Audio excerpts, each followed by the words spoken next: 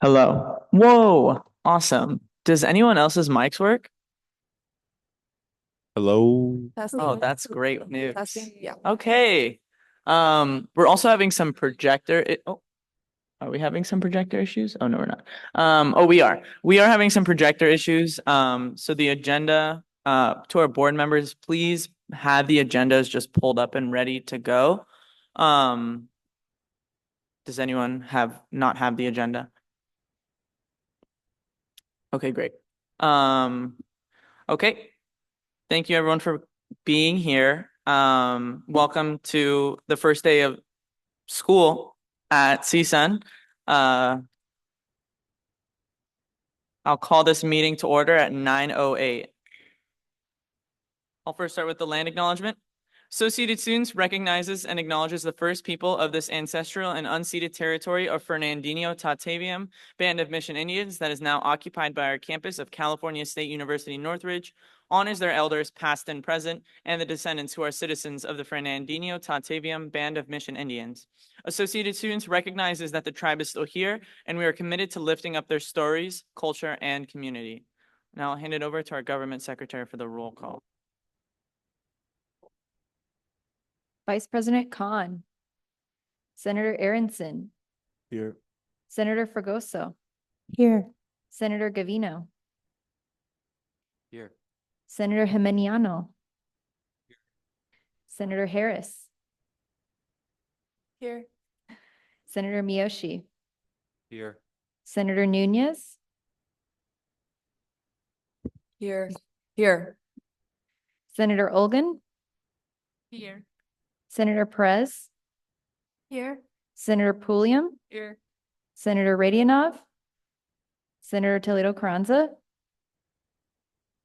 Here. Senator Tran. Wow, good job. You're all here. Can I give a round of applause to that? This is amazing stuff. And then also I will say thank you everyone for getting here on time. And please remember from now on, please, I think everyone did it, but use the microphones just because we are live streaming this meeting. And if you don't use the microphones, the live stream will not pick up the audio. All right, we can move on to the approval of the agenda. Is there a motion on the floor for the approval of today's agenda? Senator Jimeniano Aragon. I move to approve the agenda for August 26, 2024. Is there a second? Seconded by Senator Miyoshi. Is there any discussion on the approval of today's agenda?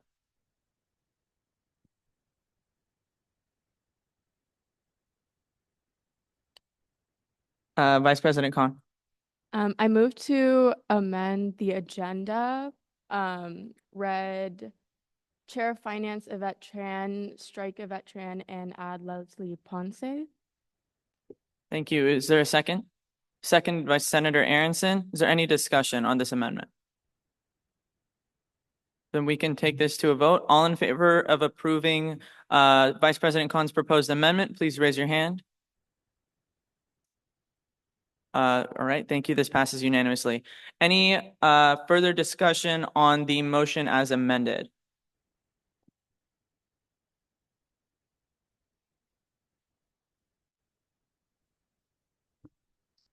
Vice President Khan. I move to amend item 10, new business, to move all items under line item C above line item A. Thank you. Is there a second? Seconded by Senator Miyoshi. Is there any discussion? Just to give everyone some information, I have recommended to Vice President Khan to make these amendments just because we're appointing a senator in line item C, so we want them to be a part of the line item A and B conversations of the chair appointments as well as the Senate rep appointments. And then also Leslie Ponce will be acting as our new / interim chair of finance. So actually, let's give her a round of applause. That's pretty awesome.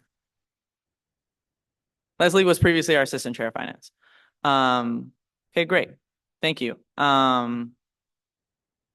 I took that to a vote, right? Okay. All right. Any further discussion on the motion as amended? Twice amendment. Great. Okay, then we can take it to a vote. All in favor of approving the agenda as amended, please raise your hand. Thank you. This passes unanimously.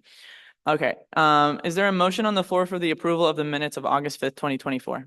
Senator Aaronson, I move to approve the minutes from the Senate meeting on August 5th, 2024. thank you. Is there a second? Seconded by Senator Pulliam. Any discussion on the approval of the last Senate meeting's minutes? Seeing none, then we can take that to a vote as well. All in favor of approving the August 5th, 2024 minutes, please raise your hand. All right, motion passes unanimously. Thank you.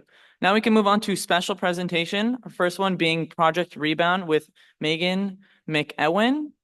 Pronounce that correctly? Hello, it's Megan McEwen. McEwen. Okay, great. Please go ahead, Megan. Thank you. Okay, sorry. I'm here from Project Rebound. We have been on campus since 2020, but Project Rebound itself has existed since 1967 at Cal State University, San Francisco. They opened up to other universities in 2016, but like I said, we got it in 2020. We help people that are formerly incarcerated go back to school. We help them with books. We help them with parking passes. Most importantly, we help them with community. We give them a place that they can feel comfortable while they're coming back in. This is very important. I got my BA here from 2017 to 2019 when there was no Project Rebound. And I had excellent support from Kevin Zemlika, who happens to be the advisor for psychology. And that was wonderful. But it would have been nice to have other people I could talk to or feel comfortable around. For myself, I'm not uncomfortable with my history. I know that it made me who I am today. There are things I would change, but it's brought me to where I am. So I have no problem with that, but a lot of our students do. A lot of our students feel uncomfortable, they feel ashamed, and they feel like they don't belong. So they need some place that they can talk with other people and come out of their shells, basically. For me, like I said, it wasn't as big a deal. But in 2020, when I came back from my master's in social work, we had just gotten a Project Rebound. During that time, I did an internship elsewhere, but Project Rebound supported me. I was one of the first 5 students with it. I went ahead and got my internship with them the second semester of my MSW. And from there, I got to help other students who were coming in. I graduated, and then I was hired the following year. While I was with them, I also did the diversity and inclusivity with you guys and won an award for that. Project Rebound matters because students that come in frequently do not self-identify. And so we have to reach out to them. We're now becoming more known around the campus, but I have a number of students that are back on their masters that didn't know we were here at all when they came for their BA, and we were here. So it's important that people talk about us. It's important that people know we exist. There are 19 now Cal States that have Project Rebound out of the 23. At the time that we became one, there was 14. Project Rebound not only helps people with community, but they help people go further. Right now, there's a project going on with ARCS, and we have a number of students in there as well. These are things that not only will go on their resume, but will help them learn how to work with people in a way that they maybe thought wasn't possible, and know that they're accepted in a way that they didn't know they were possible to be accepted before. A lot of these people growing up were told that they were never going to be anything. They were told they were never going to be important. And once they went to prison, that was reinforced. It's difficult to explain to people that have never been there what it's like to be coming out of a situation where sometimes maybe you did put yourself in that situation. Sometimes it may be the color of your skin that got you stopped or got you into trouble because of where you were. If you live in a high gang area, they automatically associate you, and then anything you do can get you locked up. So for some of these people, they did nothing more wrong than being born. And now they're trying to change their lives. And some of these people did do crimes, but again, they're trying to change their lives. What they did isn't as important as what they're going to do in the future. And I try to explain to people that have issues about this, that we have one of two choices. We can either pay taxes and allow recidivism to continue and keep locking people back up, or we can help them move forward and become tax-paying citizens. Most of the people that come out want to go into the working with people, caring positions. They want to be social workers. They want to be counselors. But even the ones that go into engineering, they still want to do things to help other people. And they should be given that opportunity because they, better than anybody, knows that there's not always somebody there for you. I have one of the students with me. He can talk a little bit more about what goes on the day-to-day. Thank you.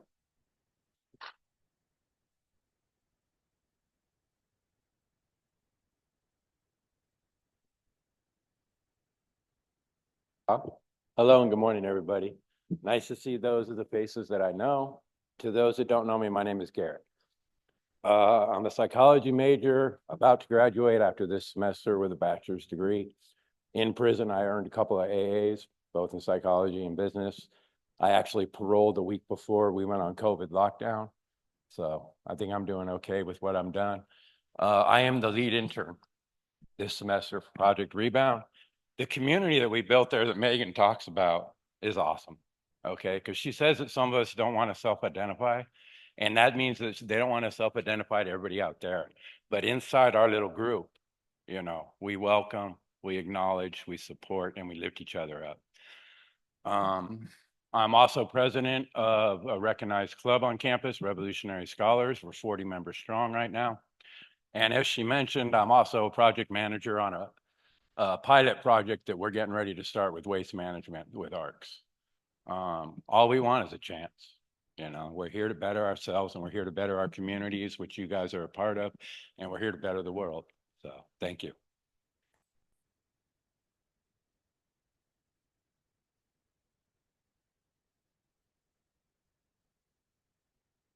So I don't know if there are any questions from anybody. Yeah, so first of all, I just want to say, I think the work you're doing is incredible and I think it's really important. My question would just be, what do you have anything in mind that you think that AS could help you with in achieving further goals for this great organization? I mean, we're trying to do outreach. Really what we need to do is get into the classrooms because like I said, a lot of our students don't self-identify. And since they don't, the people that do know about us can't help them. They can't tell them.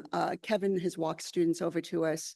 Other advisors in the SBS building has walked students over. A couple of professors will email me about, hey, I have a student, you know, but we get a lot of things from people with like, hey, I think this student might,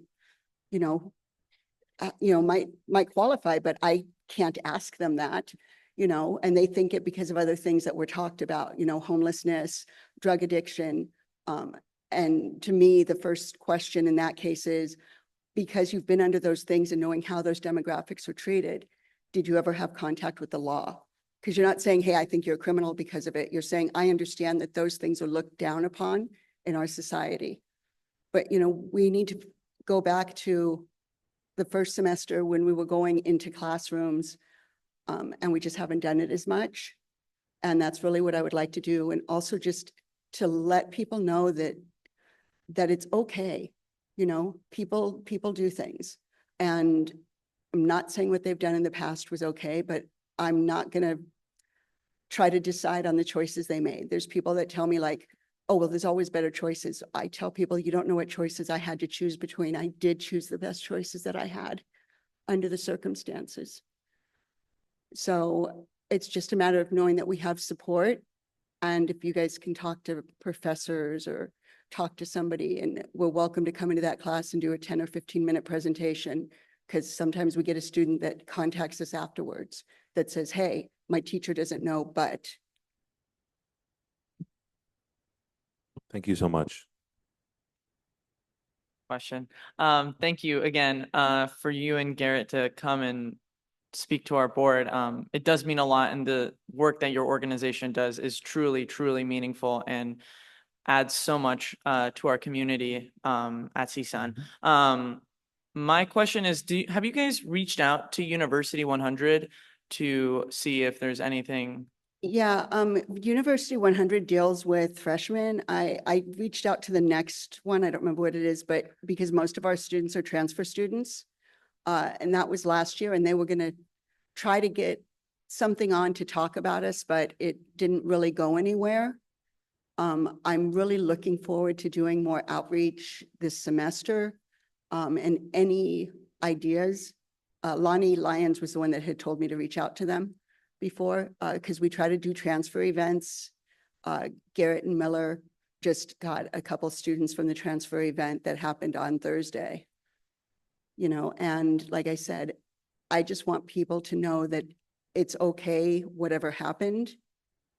The idea now is to move forward because we're here regardless. And I've had people that didn't realize I was formerly incarcerated. And they're like, well, why are you helping them? Why do we want them here? And it's like, I'm one of them.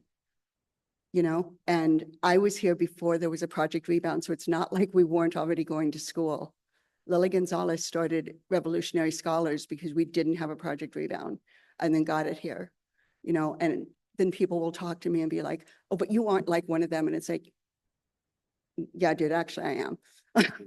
You know, when it comes down to it, yeah, I am. I know how to be that person too. And, you know, these people are trying to not be that person, but when you're spoken to like that, or when you hear that, it just reconfirms all the negative things that have already been said to you and all the trauma that you may have gone through as a child that led you to where you went anyways. Thank you so much, Megan. And my last question is, would you, or I guess not question, is more of a comment. Maybe I can get you connected with our Chair of Diversity, Equity, and Inclusion.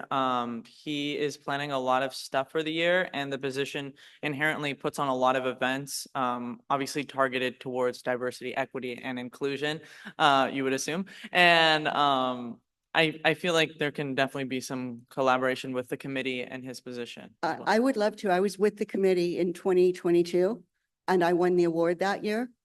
But I didn't really know how to reach out to them or, you know, but it was during COVID. So our first semester was all COVID and the second semester we were coming back. So we couldn't do as much as what we wanted. But yes, I would love that. That sounds great. I'll let him know as soon as we finish this meeting. Okay, thank you. Thank you. Is there any further questions for Megan? Go ahead. I just want to say how you guys are doing so great. I remember I did at one point go to one of my professor's classes and I saw friends in the hall and I had them brought them there. And one of them, I had no idea, had shared with the professor while we were all there, felt comfortable in that situation to tell us that they were formerly incarcerated. And my professor knew about all the different resources, was very close with you guys, and actually did provide that. And was like, why, are you going to be applying to masters? And they're like, oh, I didn't know that was an option. So definitely open that world. And I Yeah. definitely see that that's all very important. We get a lot of that. We get a lot that they didn't even know they could come forward this far. I'm now applying for my EDD for 2025. Hopefully I get in. But yeah, we have people that still don't know they can legally vote, even though we changed the law so that you could actually vote on parole. Some people don't even know they could vote when they got off parole. And I don't understand that living in California, but you know, so we just try to give out information. And then my other question is, you guys mentioned ARCs. What does that stand for? What is that? I have no idea what ARC stands for. I know that it is something that is with NASA here at the school. Dr. Watkins, do you know what ARC stands for? Yeah. Okay, yeah. Sorry to put him on the spot. I'm not sure. Just found Oh, it. You It's do? Autonomy Research Center. Huh? Autonomy Research Center. Okay, yeah.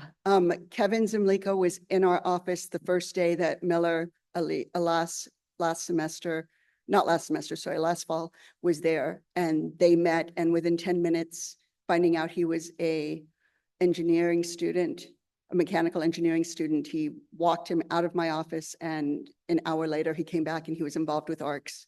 And now he is in a position of recruiting other students. And it's amazing. We have at least 6 students that are with them now. Thank you so much. Any further questions for Megan? Senator Olgan? I would just like to comment that thank you so much for your time and all the effort. I want to acknowledge that you are helping currently who was incarcerated, but none of us in this room do not know what the future is holding for us. So this is something we need to take consideration of, that we can be one of those in the wrong place and wrong time. So thank you so much for doing this. And this is not only for people in the past, but also for future too. Thank you. Any further questions? Senator Miyoshi. To second the notion that this project is of critical importance for not just CSUN or Cal States, but any university who claims to care about the future of their students, no matter their background or circumstances.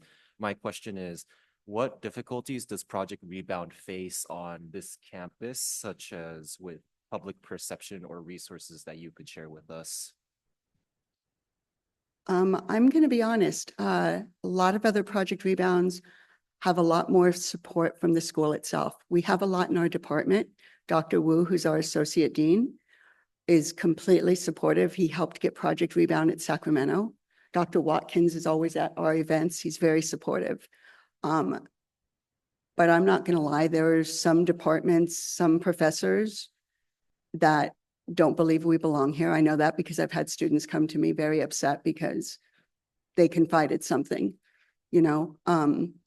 And the thing is, if we're going to be honest about moving forward and about inclusivity and about social justice, then you can't really get a lot more than that, because you've got a mix of races, you've got a mix of genders, you've got LGBTQIA people, you have a mix of everything, and they are a lot of times looked at the bottom. So more support, and just understanding. Some of our students come out with not just PTSD, but I mean, Garrett got an AA and an AS while he was in prison. But when he got out, he still had problems learning computers, you know, or having to deal with them. I always suggest to them, if they have time, to go to a city college maybe and do a semester if there's classes they still need or could use for their, you know, coming in. But, you know, a lot of times they're older students, and they're the same things that older students go through. I was 44 when I went back to school. I didn't know APA from MLA, and it had nothing to do with having been in prison. I hadn't been in school since I was 16 and graduated, you know. So I think the school could support better, honestly. And I really think that they should get us in spaces where we can speak with faculty and let them know about us, let them know about our student population. I think that would help a lot. Thank you very much. There are no, oh, go ahead. Yes. Yeah, thank you so much for coming in and talking about Project Rebound. I just wanted to ask, what is the difference between Project Rebound and Revolutionary Scholars? Revolutionary Scholars is the club part. So before Project Rebound came here, CSUN didn't take them in 2016 when it was offered. And so Revolutionary Scholars, Lily Gonzalez and Richard, I can't remember his last name, started the club. And so now they do other things. They have their own outreach. They have other events. They do things as students, whereas Project Rebound is the organization. So like we help with certain financial things and we have the space. The club is kind of where they can do what they're doing, you know, and Garrett really would have been able to answer better because I was here during COVID, and so the club wasn't even really going. But that's the main difference. One's a club. And the other thing too is with the club, you don't have to be formally incarcerated. You can be justice impacted.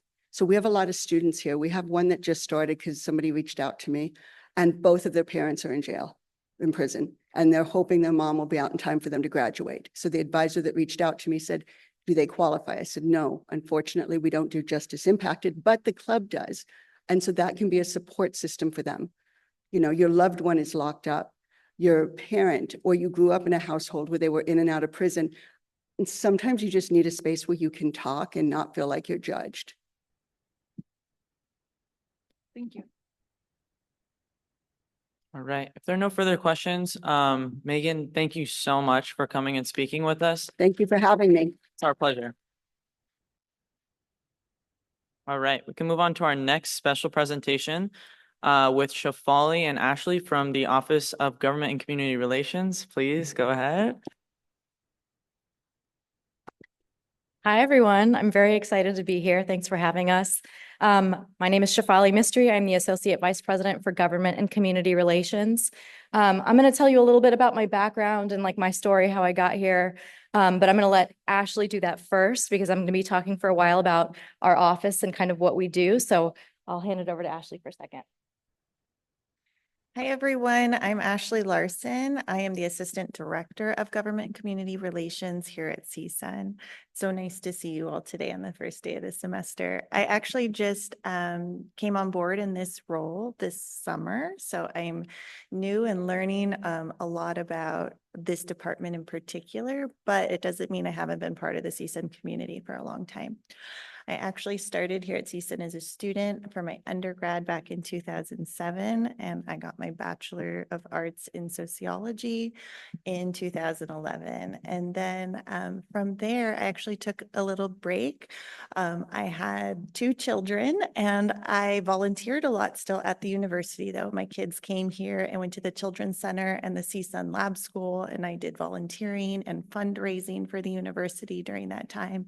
But then in 2018, I decided I wanted to get back into the workforce, and I actually started my Master of Public Health degree program here at CSUN in 2018 and graduated during the pandemic in fall of 2020.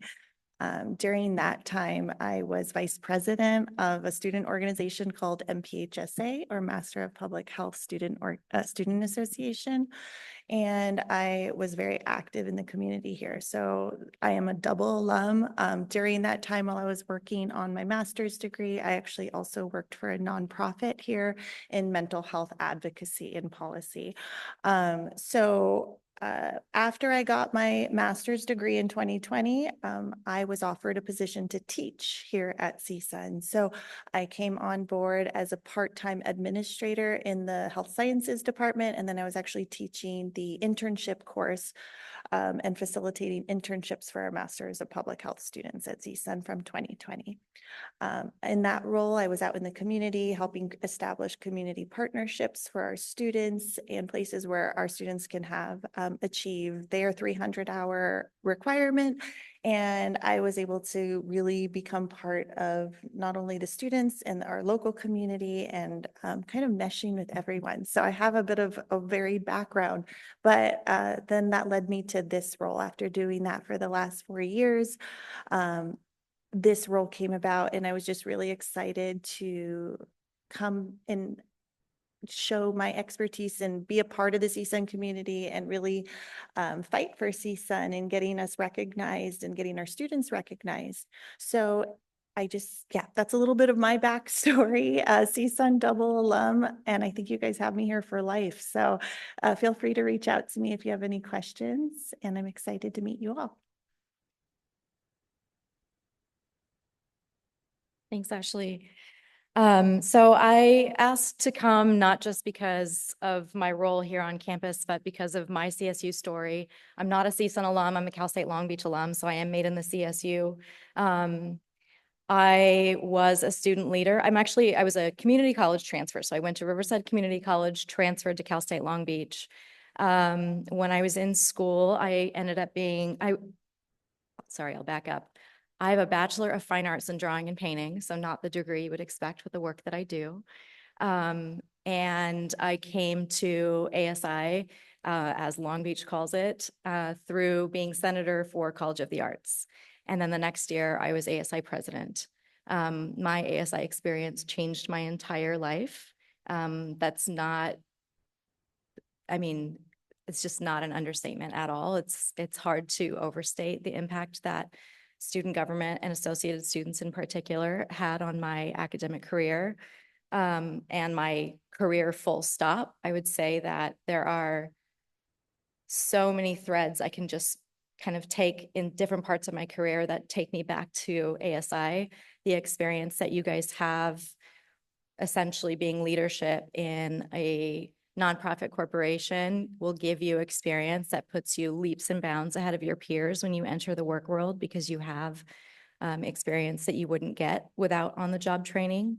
So it's just an incredible thing. So I graduated from Cal State Long Beach with my BFA. I ended up graduating right into the recession, and gosh, I didn't find full-time work for 2 years. I took every single small odd job I could find. I worked on the Obama campaign and lived in Vegas with my mom for a few weeks. I did event planning internships, development internships. I worked at a bar for 9 months.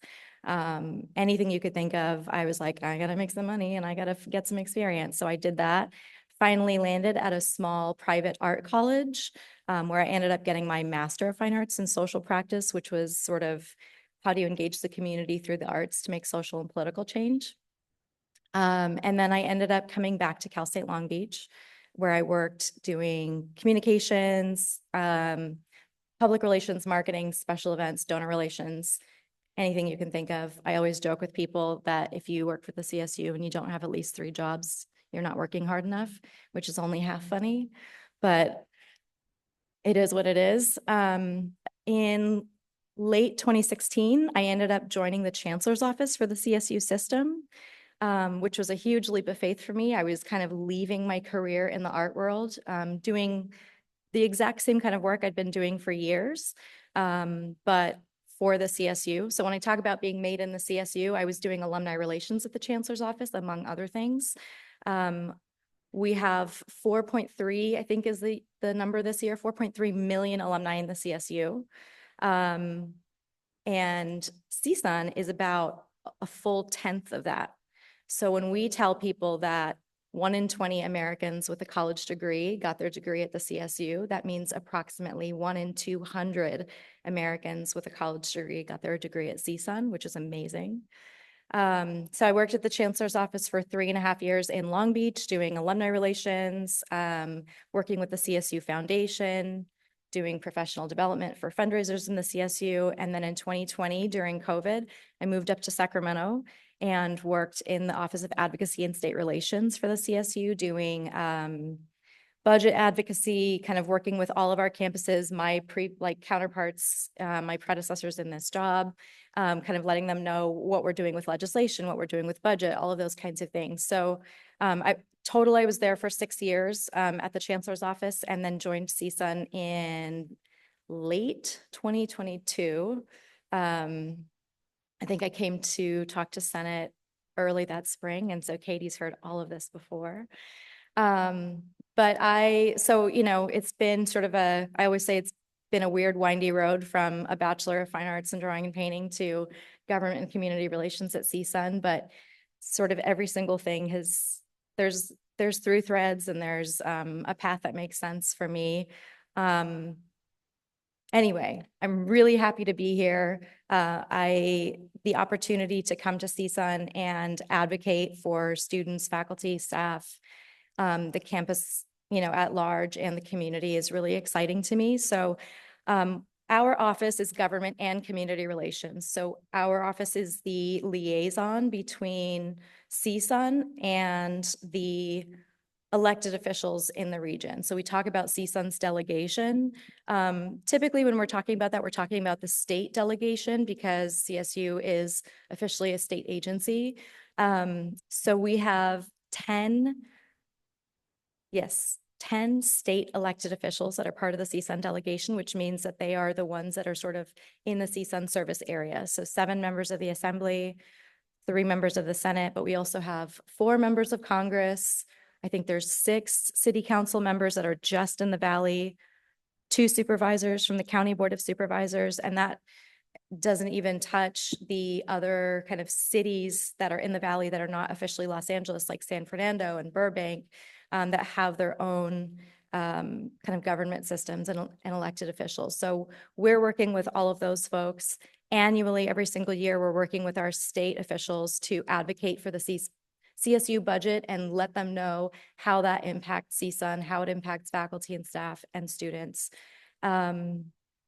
With the federal government, we're talking really about opportunity. Where are there opportunities for alignment for CSUN? Where are there opportunities for funding, those kinds of things. But and then on the community relations side, CSUN is a member of multiple organizations, boards, chambers, things like that. And so I sit on several boards as President Beck's designee. And then we are, members of several organizations. We are sponsoring events in the community, filling tables. A few of you have come to our events, which is great. And so what we're really trying to do in both of these areas is really making sure that people understand, like have CSUN at the forefront of their brain at all times, that they know to think of CSUN when it comes to resources, to think of CSUN when it comes to us providing resources to them. So we work with an organization called the Valley Economic Alliance. They are really, really great about reaching out to us for faculty experts to sit on panels for the community, things like that. But we want people to think of CSUN when they want to hire, to think of CSUN when they want to make partnerships, all of those kinds of things. So that's what our little small but mighty office is doing. There's one more member of our team, Claudia, who's sort of a behind the scenes person, but we love working with students. I've worked closely with the students for the last couple of years that I've been here, but would like to kind of institutionalize that a little bit more. I would just say you can reach out to our office at any time. Katie and Aman can send out our contact information, but always know that you can ask us questions about engaging with elected officials or kind of community relations, those kinds of things. I'm always happy to talk about my experience as a student and a student leader and, kind of what I've seen in the last 15 to 20 years since that happened. That those things come up all the time, that people remember you, all of those things. I would say, when you talk about CSSA or going to CHEST, doing lobby days, things like that, those are things that I'll kind of be in touch with you guys about. But we're here for you as a resource. And and reach out anytime if you have questions. Thank you, Shefali. Is there any questions for Shefali? I will make a comment.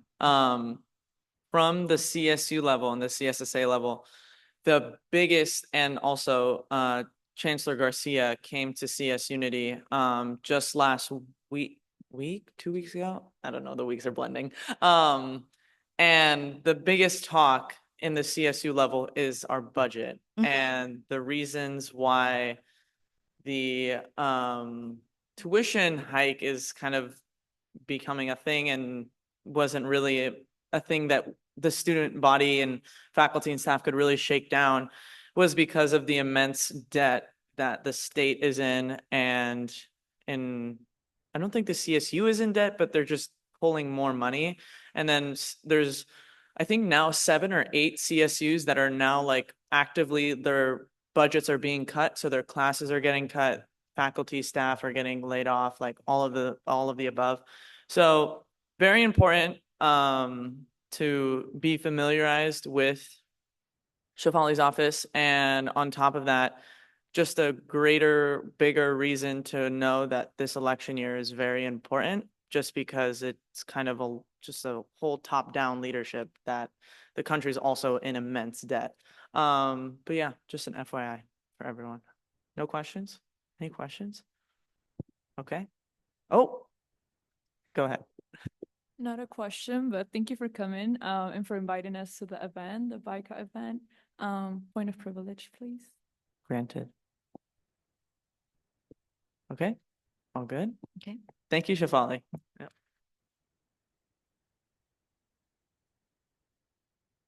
Okay, our last special presentation is with our Chair of Legislative Affairs, Kiri Saravia. Everyone clap.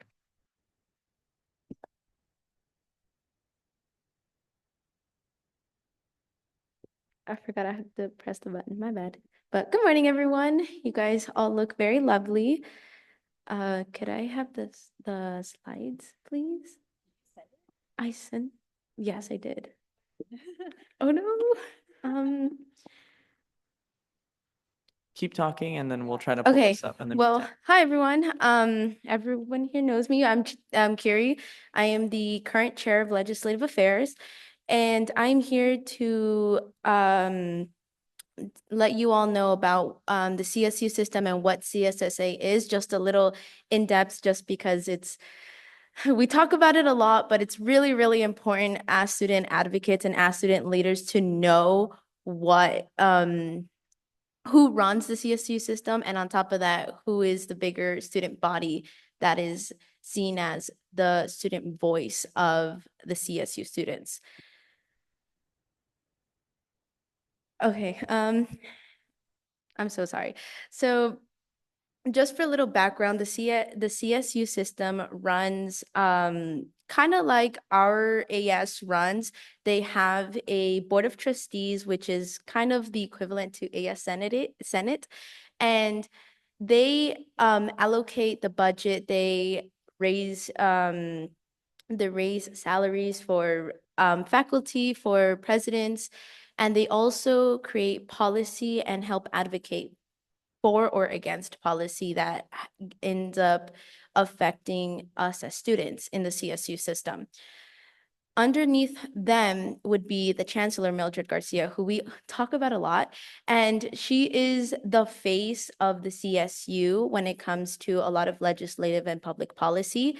So whenever there's something that, let's say, Governor Newsom has a problem with in regards to the CSU system, he wouldn't go to just anyone, he would go to Mildred Garcia. Oh, there it is. And it's ahead. Sorry, Madeline. Oh, there it is. That's where I was going to. So kind of like in that flow chart, it's kind of like the AS I guess like power diagram or something like that. So you see the Board of Trustees is pretty much the body that makes decisions, the body that ends up being the ones at the end of the day that have the final decision. And then underneath them is the chancellor and all these vice chancellors. Then underneath all of them would be the campus presidents. So if there's ever any issues with a certain campus, it would be the chancellors that bring that problem up to the Board of Trustees, and then they would be the ones that end up making the final decision, kind of like us. So they're kind of run the same way as us.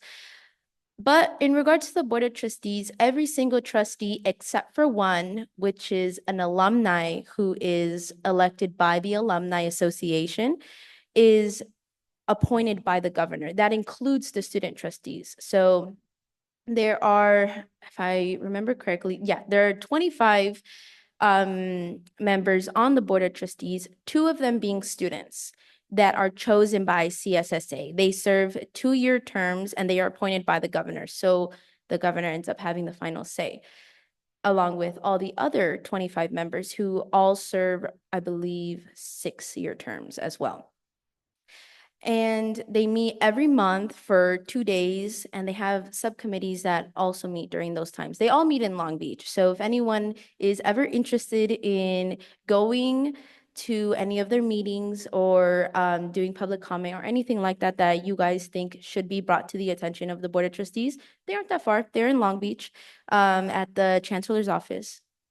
So yeah, and this year the Board of Trustees is chaired by Jack B. Clark Jr. He is the first African American to ever chair Board of Trustees. So this was a pretty big year.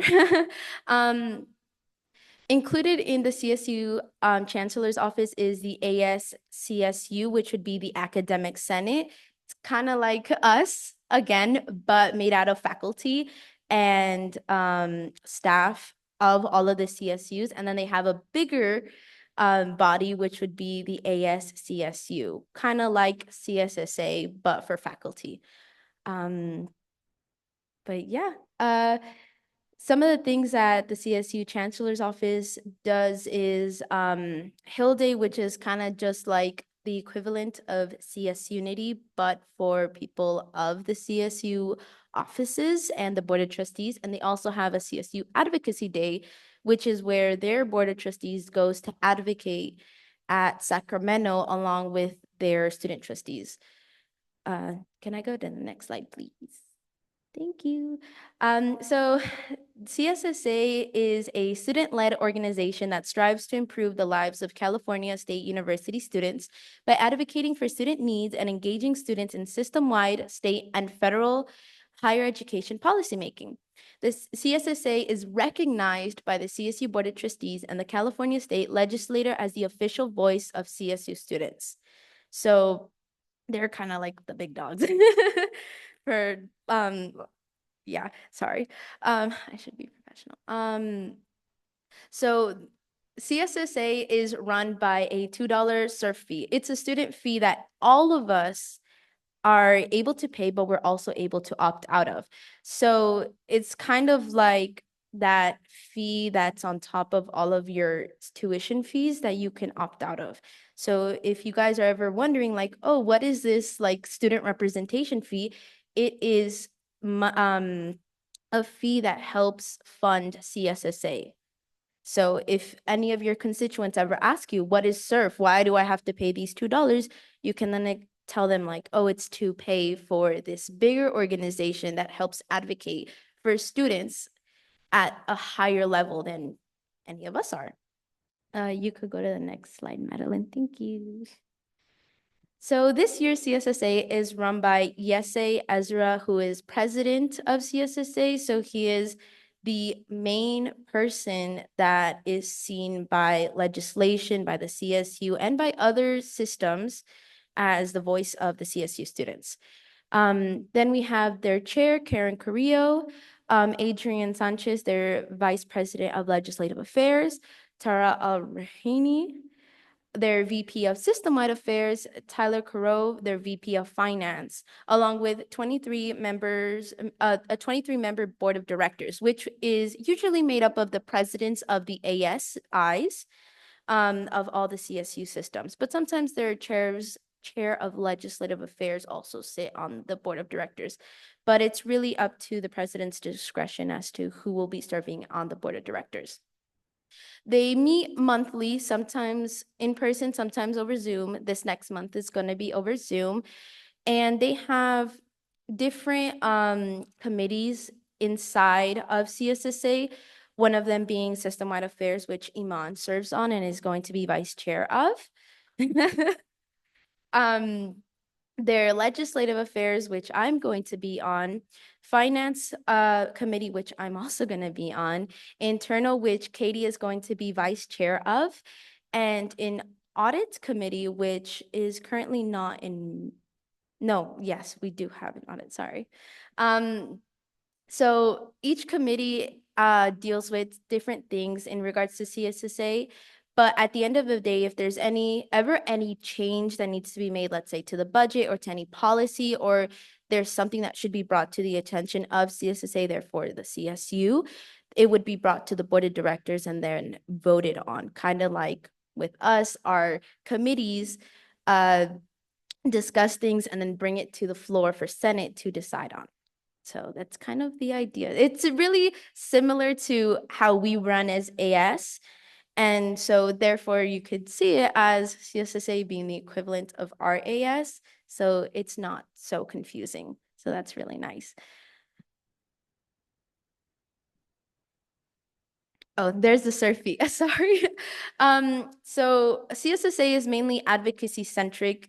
Two of the biggest things that they fund our CS Unity, which is just a leadership conference for students to be able to network with other CSU campuses, but also learn about different resources, different things that we have in our system that we can then bring back to our campuses to let our students know. And then we have CHESS, which is mainly focused on advocacy work. So CHESS is a conference that brings together all the CSU systems to Sacramento to then advocate for different legislative policies that will end up affecting the CSU system, but also other college students. So one of the things that we advocated for this last semester at CHESS was Cal Grant reform, which was killed.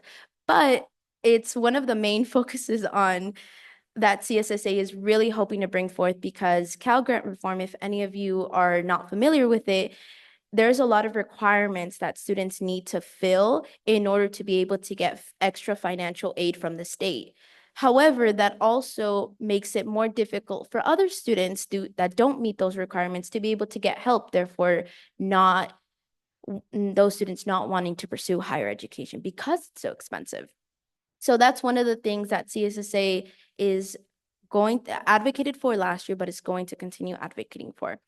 Another thing is making sure that the state does not cut the CSU's budget, which was a huge conversation this last semester.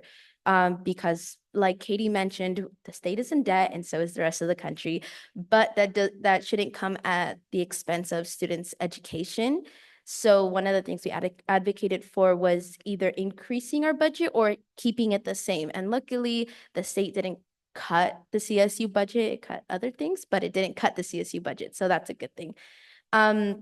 And then for a system-wide thing that CSSA does advocate for, as you see, we advocate system-wide, is we advocated against the CSU tuition hike. Although it happened, but a lot of CSU universities organized along with their ASIs to try to create a statement against the increase in tuition.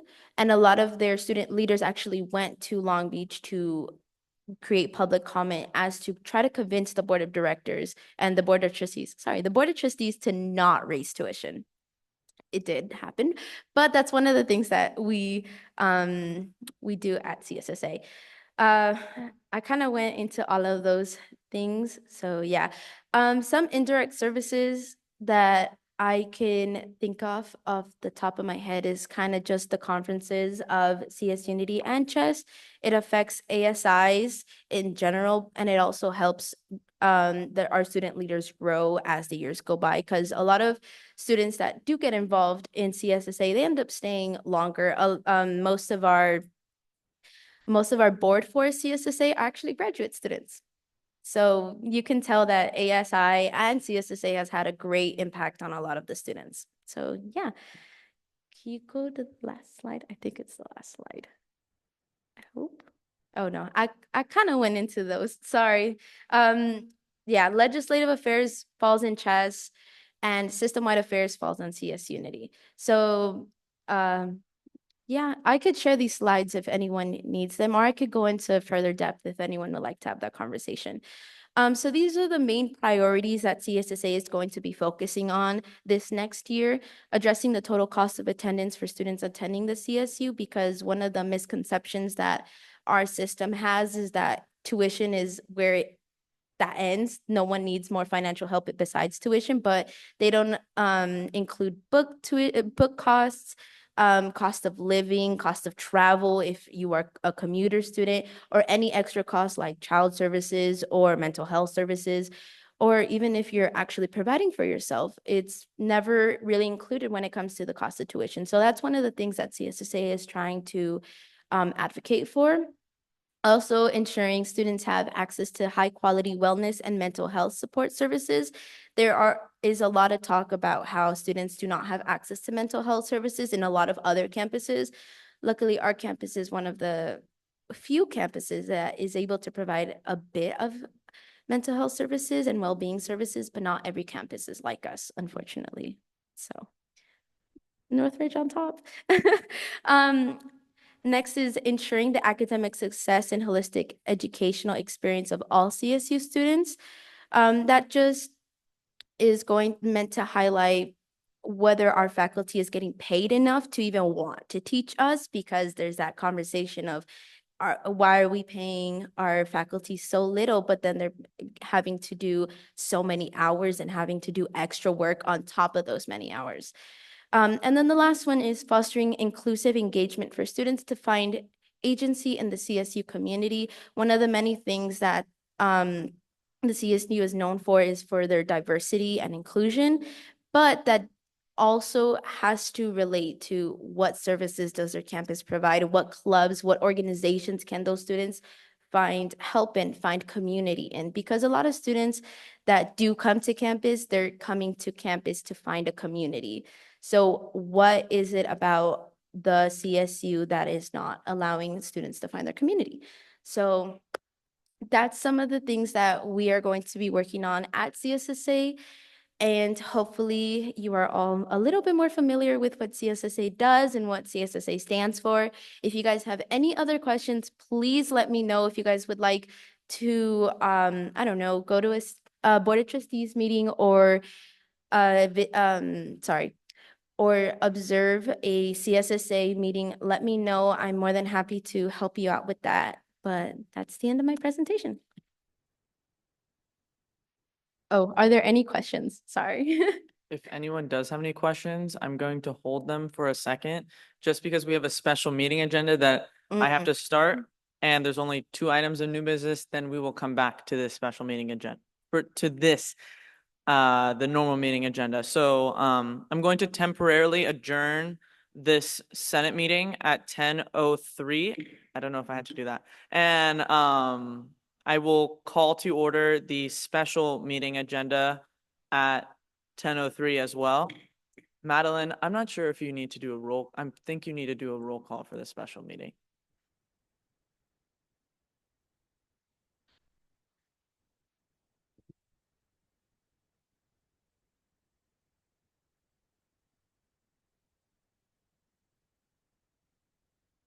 It's okay. Great. Vice President Khan, Here. Senator Aronson, Here. Senator Fregoso, Here. Senator Gavino, Here. Senator Hemeniano, Here. Senator Harris, Here. Senator Miyoshi, Here. Senator Nunez, Here. Senator Olgan, Here. Senator Perez, Here. Senator Pulliam, Here. Senator Radionov, Senator Toledo Carranza, Here. Senator Tran. Thank you. Thank you, Madeline. We will go beyond special presentation. And is there anyone here for open forum? And if you're here for open forum, we can do the open forum at the regular agenda. I think it would make more sense. Just because as soon as we approve these things, we're going back to the normal agenda. Okay, no reports, and we will go to new business. Is there a motion on the floor to approve the following appointments? Senator Aronson? I move to approve the appointments 1 through 2 under line item A. Thank you. Is there a second? Seconded by Senator Toledo Carranza. Any discussion on the following appointments? Seeing none, then we can take that to a vote. All in favor of approving the appointments of Victoria Ramos for Chief of Staff and Maria Perry for Assistant Chair of Elections, please raise your hand. Thank you. The motion passes unanimously. Congratulations to Victoria and Maria. Great. Now we will go on to final roll call. Vice President Khan, Here. Senator Aronson, Here. Senator Fregoso, Here. Senator Gavino, Here. Senator Hemeniano, Here. Senator Harris, Here. Senator Miyoshi, Here. Senator Nunez, Here. Senator Olgan, Here. Senator Perez, Here. Senator Pulliam, Here. Senator Radionov, Senator Toledo Carranza, Here. Senator Tran. Thank you so much. This is great. It shows you how good we are with policy and procedure of Robert's Rules and Parliamentary Procedure. Yeah. Great. So then I will call the regular Senate meeting back to order at 10:05. Madeline, you have to do, I'm just kidding. I don't think you have to do another roll call. Okay. Kiri, would you like to, does anyone have questions for Kiri? And yes, you do? Okay, come back. It's not a question, just point of privilege. Oh, granted. Sorry. No, it's okay. But does anyone have any questions? It's okay. It's okay. It makes sense that you're standing. Yes, Senator Toledo Carranza. Not a question, a comment. You did amazing.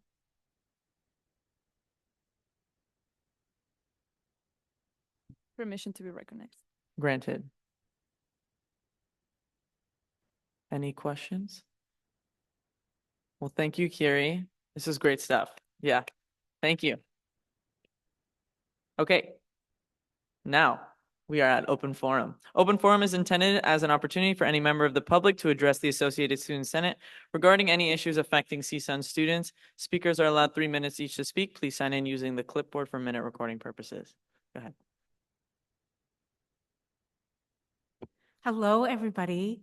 My name is Dr. Nakia McWilliams, and I am the coordinator for student organizations here at CSUN. So not only do I get to work with some of the amazing student organizations here, including Revolutionary Scholars, I also serve as the advisor to your elections committee. And so I haven't had a chance to say congratulations and thank you for serving as a representative of the student voice here at CSUN. I look forward to doing that again this year. But I wanted to say thank you and I wanted to say congratulations and to introduce myself to the new faces at the table. I am located in the Matador Involvement Center. And I also wanted to just put a little reminder that student organizations are coordinating the Meet the Clubs event, which will happen September 3rd and 4th. Typically we are on Sierra Quad, so that hasn't changed. What has changed is we're also going to be on University Lawn this year, okay? So I hope to see you all out there, and thank you.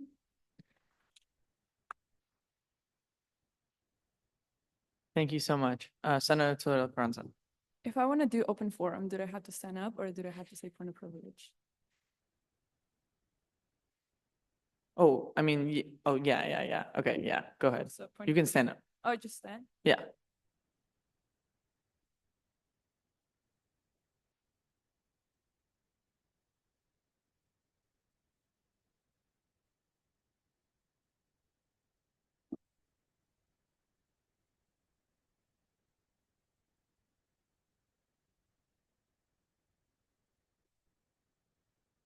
Can you guys hear me? Oh, wow. This is very different from the microphone we have over there. Yeah.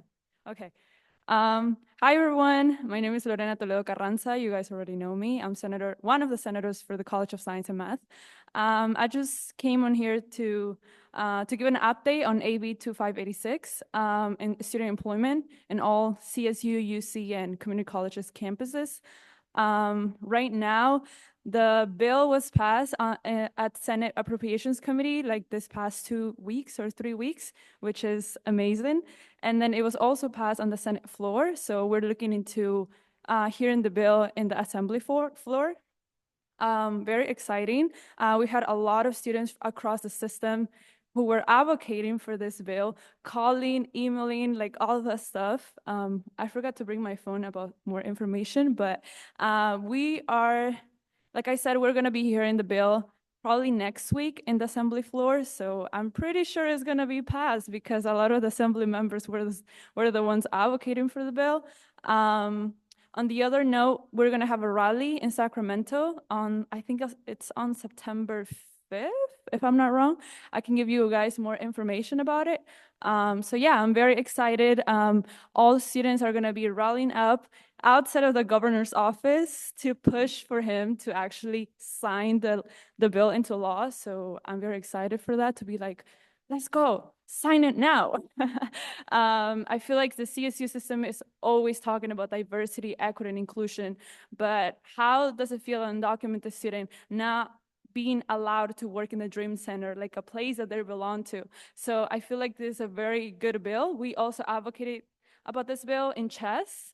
So very exciting. On another note, I'll be a little bit annoying this year talking about all of my reports for Sports Club Council. I talked to Dustin and he's like, please give reports so they know what we're doing. So yeah, thank you.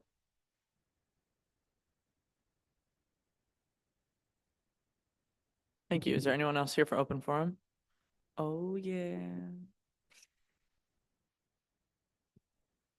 Good morning, everybody. For those of you who don't know, my name is James Forster. I serve as the AS Programs Manager.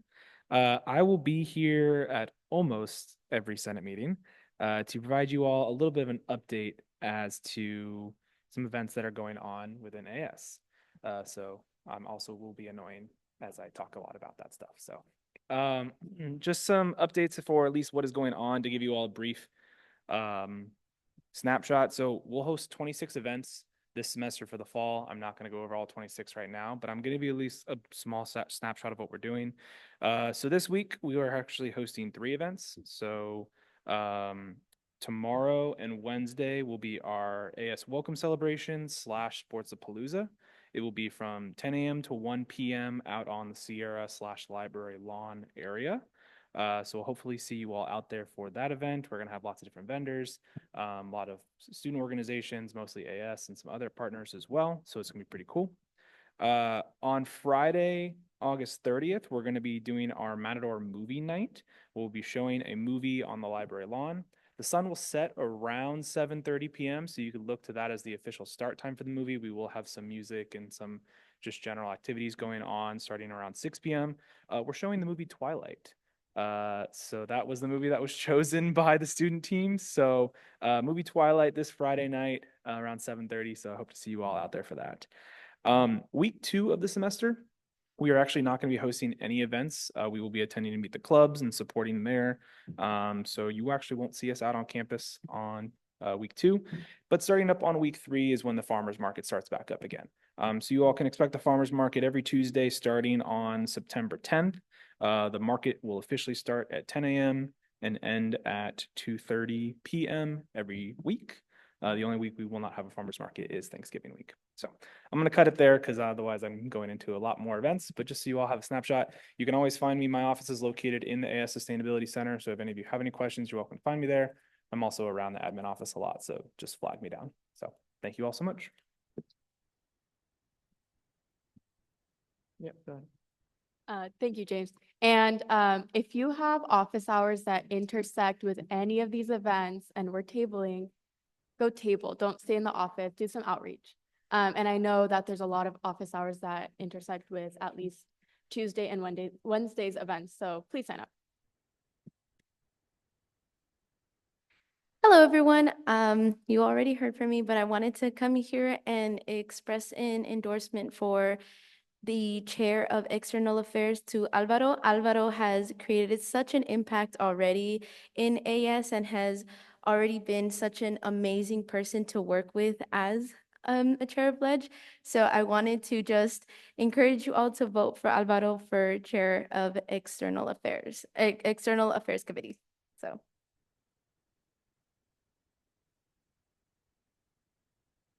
Thank you. Anyone else here for open forum? Yep.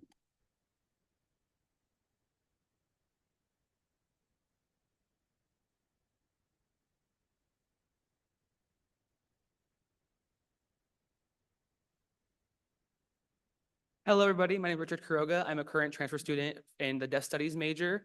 I am just here to introduce myself. I got a position offered to be a part of the DIC committee for all of you, so I just wanted to come and show my face to all of you.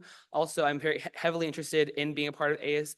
I was part of ASB at my community college. I was the executive senator of my ASB, where I just basically managed all the senators, made sure they all did their jobs. They all submitted monthly senator reports to me. And I also hosted 6 events at my community college, 2 of them being cultural events. I've been on many conferences. I went to Washington, D.C. 3 times, spoke to senators and representatives of the government to speak about issues facing community colleges, like Pell Grants, the DACA reform, Higher Education Act, things like that. So again, I just really want to introduce myself to all of you and hope to work with you all this semester.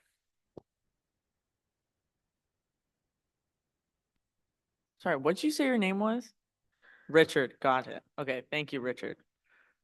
Great. We are very lucky to have you. Thank you. Anyone else here for open forum? Yeah. May I have a point of personal privilege? Granted. Thank you. Yep. Permission to be recognized. Granted. Thank you. Okay. Great. No one else here for open forum. Then we will go on to reports, starting with mine. First report of the fall semester. Yay. I'm going to say that every meeting. I'm going to be second report of the third. Thank you all for being here, and thank you for everyone being here, and no one's missing, which is awesome and amazing. I will try to keep it brief, but I mean, a lot happens in the months. As the fall semester starts and we start just having meetings every week, I will have less stuff to report on. But okay, I think I mentioned this last meeting, but I've been having a lot of department meetings over the summer. I've met with every single AS department. I'm not really like, not officially marketing, but Iman and I met with marketing at the start of the semester. But aside from that, I've met with every single department, and it's very great to put names and faces to what the departments are doing and stuff. And it was very awesome. Aside from that, I've been having a lot of random meetings and kind of still getting myself adjusted to how this year is going to go. I was able to finally appoint everyone to university committees, at least the committees that everyone has requested appointments from me. That was very challenging in terms of time and you know, people want the appointments at a certain time and stuff like that, but I was able and managed to do it. I attended CS Unity, as Curie had mildly mentioned in her presentation, alongside Iman, our vice president, Tuche, our education senator, Lorena and Alvaro, our two science and math senators, Omar, our chair of diversity, equity, and inclusion, and Curie, our chair of legislative affairs. This is a bigger event that only happens once a year, aside from CSSA, plenaries and stuff like that, which Iman, Curie, and I attend. As Curie mentioned, I became the vice chair for the Internal Affairs Committee, which was really fun and exciting. And it's because it's way more fun and exciting because these people really care about like getting these positions. So it adds more like, oh my God, competitive nature. So that was nice. And then throughout CS Unity, we attended a bunch of workshops. One of them being one of the ones I went to was the How to Lead to Liberate by the African Black Coalition. And their executive director just so happens to be a CSUN alum, which was really awesome, Matador Pride. And it was a very fantastic presentation. It taught me and I think a couple other people from the CSUN delegation attended that workshop, and it taught us a lot about leading people to free them of something. And, you know, it can look very different, a lot of different perspectives on how to liberate people through leadership. And yeah, it was a very eye-opening and great workshop. And then last thing about CS Unity is truly our associated students is a model to other campuses, all 23 CSUs. I think that like at least the majority, if not half of the CSUs and the delegations that were there were coming up to us and being like, "Ooh, CSUN's like really in there." And a lot of them were also talking about our marketing and how our marketing is really great, like our marketing department. And we were like, yeah, a lot of pride there. So just keep that in mind. We still have open positions, so please tell your friends and your peers. And if any of you guys are in departments that you would be like, oh yeah, these people in these departments really just would mess with student government, then bring them in. I'm going to reach out to marketing soon to get an updated graphic just because we've been having a lot of additions and people leaving and whatnot. So yeah, and then if you haven't taken your headshot, today is the day that we're going to do that. Following the Senate meeting, Daniel from marketing will be taking our headshots just right outside of the Soul Center. As soon as this meeting is done, I will walk everyone over. So if you haven't taken your headshot, you should have all gotten an email for whoever did not take a headshot from Madeline.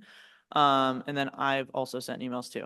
Senate standing committees are starting the third week of school to account for chair training, because our chairs that are going to be appointed today need to be trained on how to do parliamentary procedure and Robert's rules. And on top of that, we still do not have an attorney general, and the attorney general is expected to be at every single standing committee meeting to make sure that parliamentary procedure and Robert's rules is abided by. So trying to have some cushion room for that. We just recently hosted CSU Bakersfield's ASI on a retreat at our campus. Their president had reached out to me like a month or two ago. They wanted to come to CSUN and see how we operate. And I told Kevin, Tim, and Denise, I was like, guys, they want to do this. And we were all like, we'll just have it as like a full day itinerary thing. So we had some speakers, we provided them lunch. I gave them a tour. Iman and I gave them a tour in our golf carts around campus. That was really awesome. We went to different resources. And again, another reason that, you know, a lot of other CSUs are looking at CSUN and RAS as a model and a very large influence. Last Friday, Iman and I met with Dr. Watkins about the time, place, and management, time, place, and matter, policy. I know that Iman will probably touch on it more in her report. Just wanted to mention that we had met with him. As mentioned at AS Development Day, for anyone that was there, me and a couple other people in different departments in AS have put together a mission and value statement committee where we plan on assessing our mission statement as well as our value statement, which really isn't a value statement. It's just kind of like a we won't discriminate people statement. And a survey was put out a survey was put out so that you can give your input as to what, AS means to you, how you view our purpose, and like 4 other questions, and also the opportunity if you wanted to be in a focus group. I will resend the link to that survey in the GroupMe. Please take it. It would be awesome, especially as a lot of you are newcomers to AS. It's very important to gauge what you all viewed AS when you were just students, so that can add to our purpose and mission, because it's a very different perspective than anyone that has started like their freshman or sophomore year. I have been having cabinet one-on-ones as we fill the chief of staff position, which we just did today, shout out. But Victoria has to go through the hiring process until she can fully get going. So in the meantime, I will be chairing our cabinet meetings, which are we actually managed to schedule. I don't know if anyone here is very familiar with how hard cabinet meetings are to schedule, but we got it. Wednesdays at 4 to 5 p.m. So that's great. I'll be chairing cabinet meetings, and then I will be having cabinet one-on-ones and whatnot. I think Iman might touch on this, but office hours start this week. I said that in the GroupMe. I hope you all saw. Office hours start this week. So for our senators, you must check in and check out with the front desk.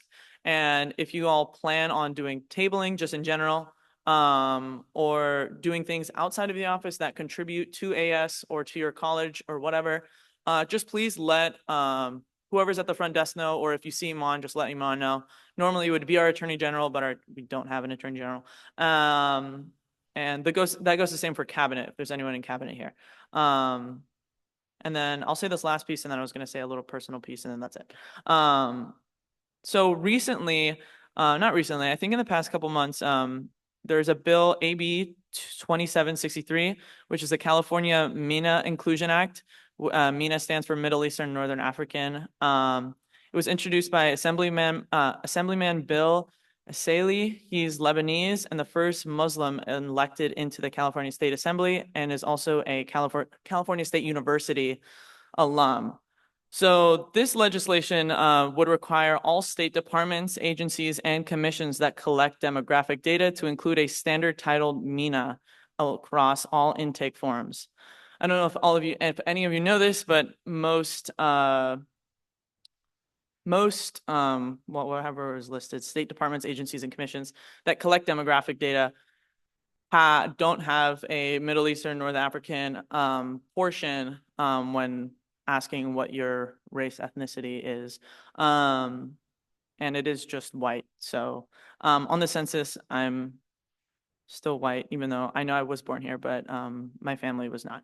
But he had said, I'm proud to be authoring AB 2763, the Middle East or North African Inclusion Act, which will provide demographic data representation to the MENA identity groups. More than 700,000 individuals in California identify as Middle Eastern or North African, but are typically classified as white for data collection purposes. Current demographic data collection in California is entirely inadequate in capturing the unique experiences that MENA communities face, from health issues to socioeconomic outcomes. So generally, I just wanted to bring this up because it is big strides in ending years of invisibility, undercounting, underreporting, and marginalization of the MENA community. As I am a part of that community, my parents are both Syrian immigrants. So I'm a first-generation college student as well. Shout out. But that's it. If you guys have questions about it or want to know more information, let me know. Lastly, I just wanted to say thank you, everyone, and thank you to, I guess, CSUN, the student body, everyone that has helped me get to this point in my life and career at CSUN, to be president of AS. It really does mean a lot to me, and it kind of makes my life go in full circle. And kind of very similar to how Shafali said about her experience in ASI, my experience in AS only being on I was in a committee my freshman year, but when I was on the board, it was a very life-changing year for me. It was very, it made me more confident, made me realize the things I really wanted to do in my life, the people I really wanted to surround myself with, the type of work that I wanted to engage in, just everything. It's a very self-fulfilling position, and I think it's the best student position to hold, and it's just such a privilege to do this and serve the CSUN student body. And aside from that, I just want you all to know that I'm here for you any day, anytime. My door is open unless I'm in a meeting or I need to focus. But generally, I want to lead you all to success and also just act as a mentor or anyone that you can come to me and ask me any questions. I had a fantastic mentor when I was on my board, Cheyenne, who is the AS president for the 2022-2023 year. And he is also a very contributing factor to why I'm here as well. He would just be livid if he knew that I was talking about him in this way. But generally, aside from that, just remember how much impact your positions have at CSUN.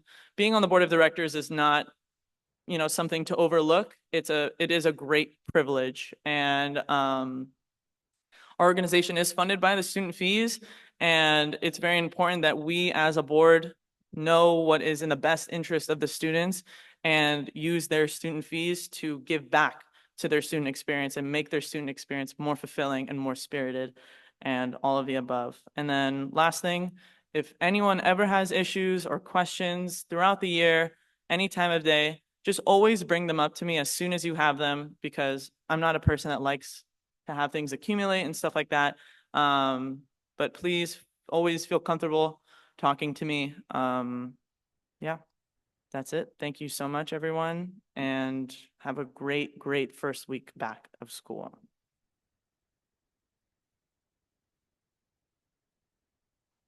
Yes, Senator Perez. Permission to be recognized. Granted. Thank you. So any questions on my report? Great. All right. We can move on to the Vice President report with Vice President Khan. Good morning. I'm going to cut about half my report because it's a little long. And Katie touched on a lot of the things I wanted to talk on. So the first thing I want to bring up is that I have been appointed as the Vice Chair of System-Wide Affairs for CSSA. This is really exciting. 23 people sit on this board, and any issues that concern all 23 campuses will be addressed in this committee. So this is very exciting, and I'm going to circle back to that in just a second. Katie talked about CS Unity, so I won't go too much into that. I was also at the ABC session, which was very, very impactful, and it's nice to know that CSUN has very close ties to organizations such as ABC.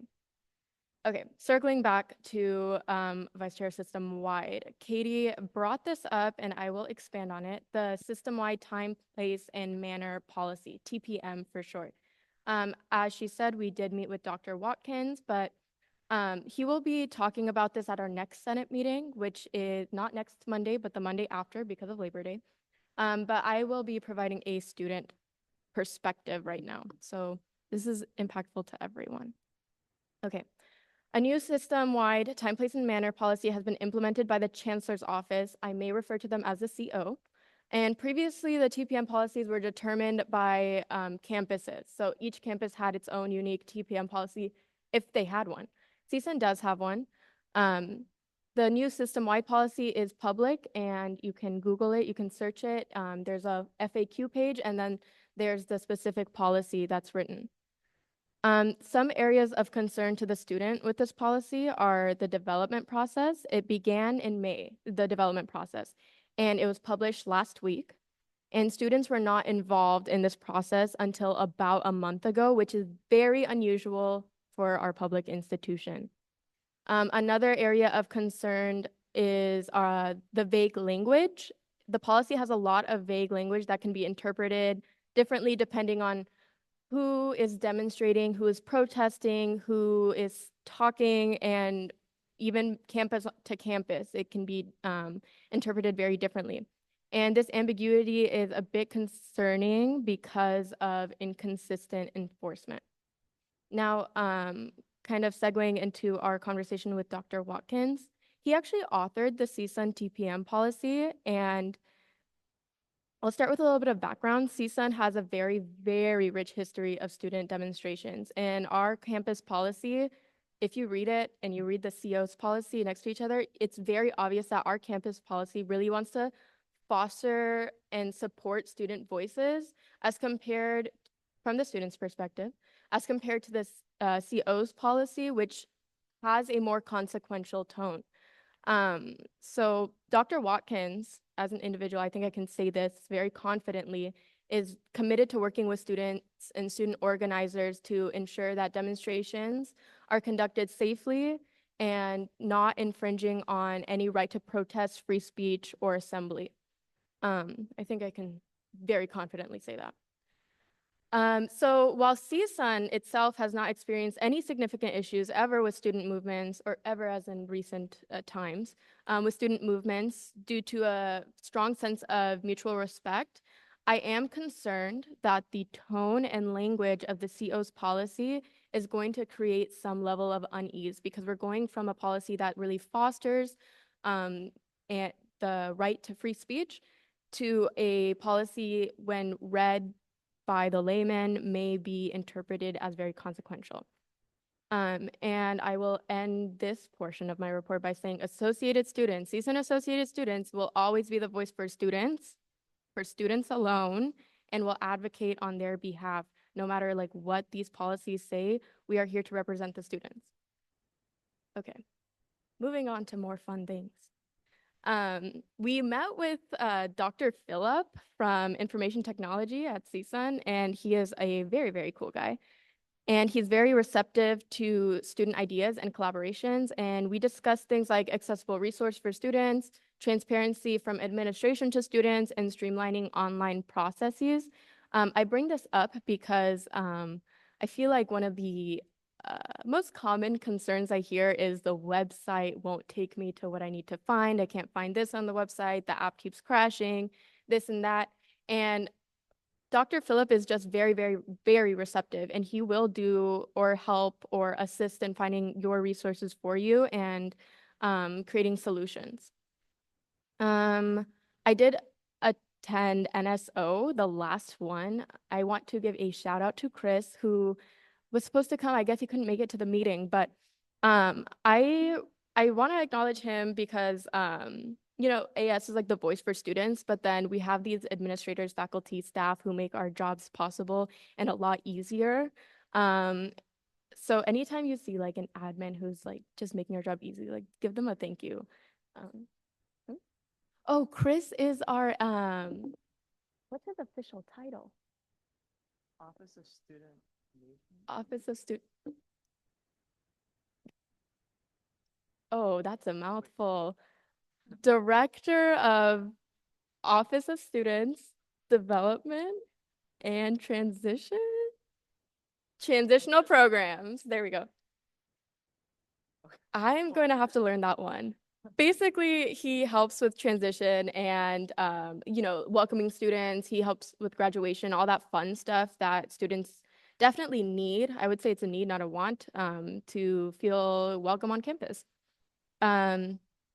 Giving another shout out to Development Day. This is another instance where people made our lives so much easier as student representatives.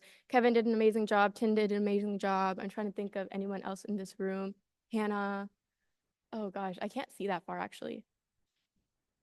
Oh, John. Yes, I didn't even see you. I need to wear my glasses. Okay, but in short, give your thanks. Give your thanks. It's very important. Okay. Wrapping up, welcome week. A lot of vacancies on that form, guys. Ooh, please fill it out. I did get everybody's office hours, so I see where they overlap. Please, please, please sign up. This is the time to engage with our community and get our faces out there.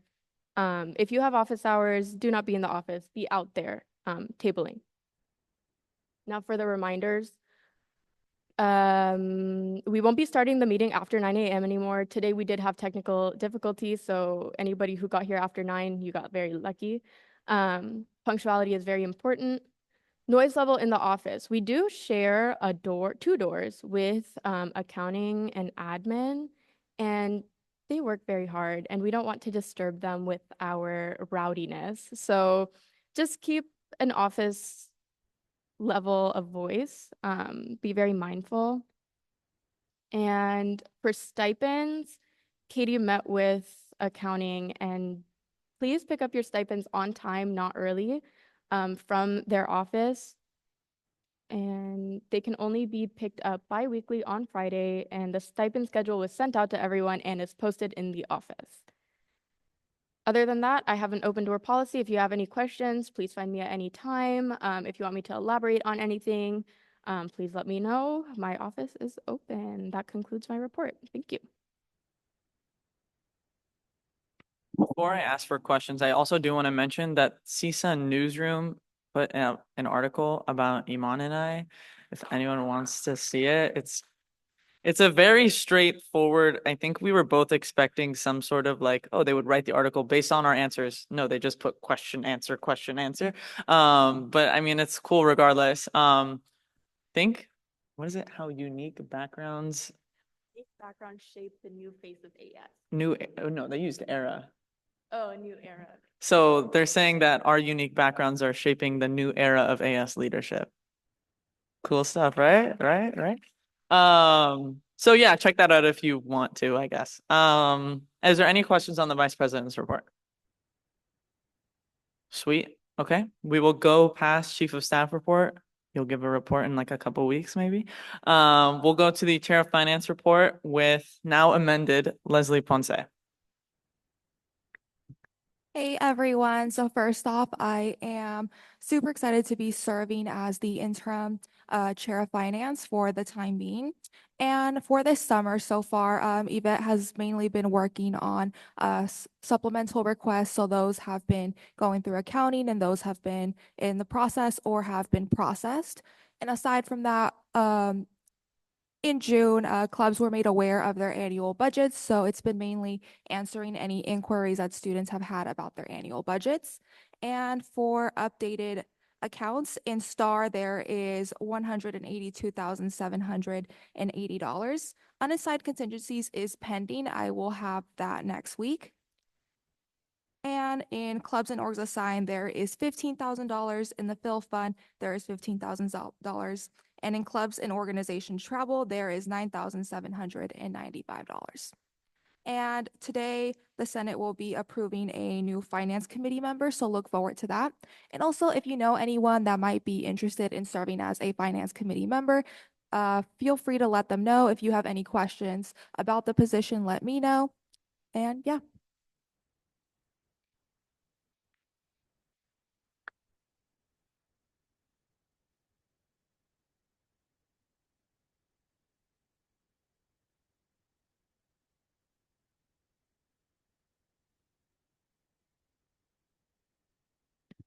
Thank you so much, Leslie. Is there any questions for the chair of finance report?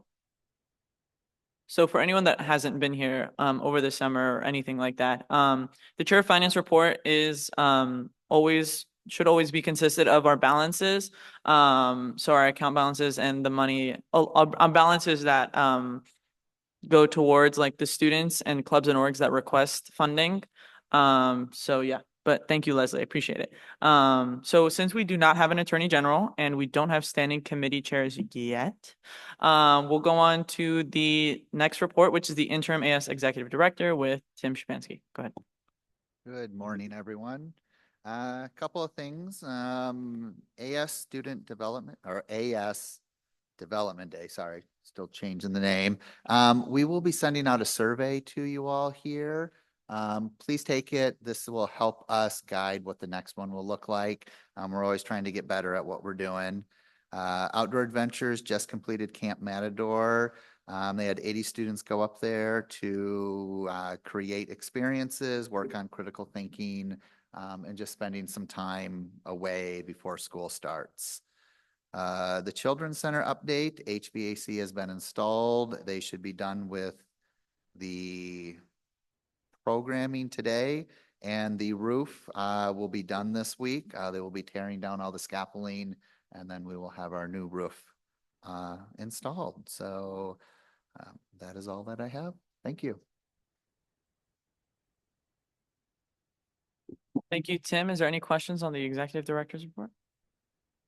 All right, seeing none, we can go on to the university advisors report with Asia Butler. Good morning. So next week, Tuesday and Thursday, we have Meet the Clubs from 11 to 1 out on Sierra Quad and University Library lawn. On Tuesday of next week, we also have Meet the Greeks from 5 to 7. That's mainly on the Sierra lawn. As it's been already reported, there is a new system-wide time, place, and manner policy. There's also a CSUN campus addendum that provides some additional information and details about certain processes and requirements for CSUN. So this policy is really important. It's a change from how we've previously implemented time, place, and manner. So it's really important that you all make sure you're aware of what it says. Because things, when we're processing room reservations and things like that, it may be a little bit of change. So just want to make sure everybody is fully aware and informed, and we'll be making sure we have information about it on our website, because if you don't know, the Matter Involvement Center is responsible for booking outdoor university spaces. So Sierra Lawns, OST Lawn, University Library Lawn, Bahamian Lawn, mainly all the lawns and courtyards and things like that for student organizations. So our office is definitely involved, and we also do the concrete tables too. So there's that. The other thing I just want to make sure everybody is aware of is that the Matter Involvement Center is severely understaffed. We have 4 vacancies, which means I have my job plus 4 other jobs. So you might find that our processing time is much slower, our response time is much slower. We don't have information out like we normally would. So if you get any calls, complaints, concerns from students, just, remind them that they're understaffed and we're doing the best that we can. We are in the process of hiring, but until we get people onboarded, we really don't have a lot of staff to help us do all the things we're responsible for doing. And so depending on, the week, we may have to prioritize other things above something else. So right now, staff are really trying to work on finalizing for Meet the Clubs and processing registration forms. But again, just please know we are doing our best. We understand there's a delay in response times, and we appreciate your patience. Thank you. Thank you, Asia. We are very admirable towards you and your work right now during this tough time. So stay strong. Yes. Thank you. I have 2 questions for Asia. The first, or do I have to ask? No, you're good. The first one, I know you mentioned that we're in the processing of hiring and onboarding. Does that mean for those 4 vacancies, we're still like actively hiring, or like are we expecting we already have those 4 being onboarded right now? So I have 1 person that has accepted a position, and then we have the other 3 positions we're still in the hiring process. So we may haven't started interviewing, or we have interviewed, but we're doing reference checks. So they're at different phases. Okay, thank you. And then as for response times, if we run into anyone or know anyone who is trying to get a response from the MIC, do you have like an updated, like might take like 2 days, anything like a good estimate that we can give them? I don't. I think sometimes it's if students will like contact the front desk, Meredith knows when to escalate something for a response, because I haven't checked my email since like last Wednesday, because we had Greek 1 and 2. So I haven't been checking my email. So I don't know how many emails I have. So if there's something in there that hasn't been responded to in a while, they might want to reach out to Meredith in the front desk, and then Meredith will escalate it if necessary. Thank you. Great. Thank you. All right. Any further questions for Asia? Okay, then we will move on to the faculty advisors report with Dr. Veda Ward. Good morning, everybody. I hope you did have a good summer. really hard to imagine this is almost the end of August. Kind of crazy. Last week, we were very excited to have new faculty orientation, and regardless of pay, people are still coming here. And faculty have been recruited and are excited to be working at Cal State University Northridge. So I'm hoping that you will also extend a welcome to them. And as was asked the last time, who will you know? How will you know who those people are? Don't forget to welcome your faculty regardless of whether they're new or not. And hopefully those who are will share that with you. One of the things that is important is that a lot of faculty have come from disciplines where they do not have the names or the content of all of the departments that we have here. So again, you are a source of information for those faculty members of orienting them to this campus and what we call our departments and who we have on board as well.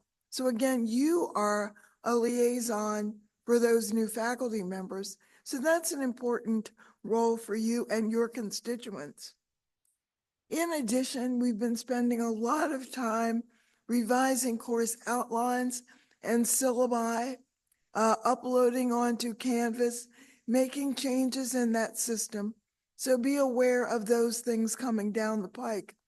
Some of you will be asked in your classes to give input to faculty members on potential revisions to the course as you move forward into the semester. So usually you have that opportunity for that first week or two, and then things are a little bit more solidified. So be thinking if there's a change that you want, a book, a reading that you've heard of, something that's missing, that's part of your role as a student involved as a partner in your education. We've also been asked to add statements on AI, artificial intelligence, and how that is going to be incorporated into the course, analyzed, and evaluated. So again, be looking out for that if you're not seeing that right now. We found out that there's going to be a great increase in attention to first years and transfer advising on campus. And again, as we are all partners in this, I hope that you all as student leaders will be thinking about your role in bringing those students on board and making sure that they have a very efficient academic experience as well as positive. Paralympics are coming up beginning Wednesday. Yay, a shout out for that. Glad to see somebody cheering that on. Following up on our regular four-year Olympics, as well as the Little League World Series, which just finished over the weekend yesterday. So again, the idea is that lots is going on, lots of things that can be brought in terms of awareness of where our educational initiatives are going and how we include, recognize, and affirm people of our community, just like Project Rebound. And then finally, I wanted to mention that amazingly, one of our own, William Watkins, will be recognized as an honored alum this year. And so that's an important thing. And I'm hoping again that you all as student leaders will share the connection of that type of information with your constituents and in your classes. So welcome to fall 2024.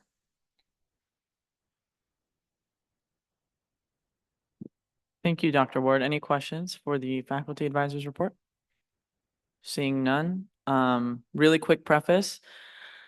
Just letting you know, I don't want to, but I might have to recommend us to table one of the items on new business to our next meeting. I'm going to try to get us through this. But just letting you know. Also, I forgot to give the chief of staff report, so I'm going to do that really quick before we go into new business. So as the chief of staff, I'm not the chief of staff, but like the chief of staff gives cabinet reports on behalf of the whole cabinet. So just letting you know, that's the general expectation. That's what I'm doing right now. So the chairperson on communications, Ruby Uribe. So her week's timeline / accomplishments is forming a day and time for a meeting with Ariana, the marketing manager, creating a posting schedule for the AS Leadership Instagram. She has 2 interviews. She's setting interviews for the first week of school. She's going to send out member of the month forms, and then reach out to committee members to find meeting dates. Her committee is the communications committee. And then her next week's game plan is to have more interviews, pick the member of the month / buying the member of the month gifts, and then attending welcome week / promoting through social media. And then she plans on forming weekly meetings with marketing and weekly meetings with her committee. All right, the chair of legislative affairs, Kiri Saravia. Her week's timeline and accomplishments was finalizing marketing requests for voter registration initiatives, hoping some will be up soon. Shout out Alyssa from marketing because she is absolutely amazing. Okay. Hopefully we have some voter registration information up by the end of the first week of school. Also working with Denise on 3 events for this semester: 2024 Vice Presidential Debate Watch Party on October 1st, 2024, which will have snacks and swag available for students who come by and watch the debate with those who attend. Politics Are a Drag, date to be determined, where AS will be inviting a drag queen public official to come to CSUN and speak on how important civic engagement is, specifically in local elections. And then Big Party on November 4th, 2024, which is an AS-sponsored event where students may learn about voter registration, current political issues, campaigns, and propositions that directly affect students.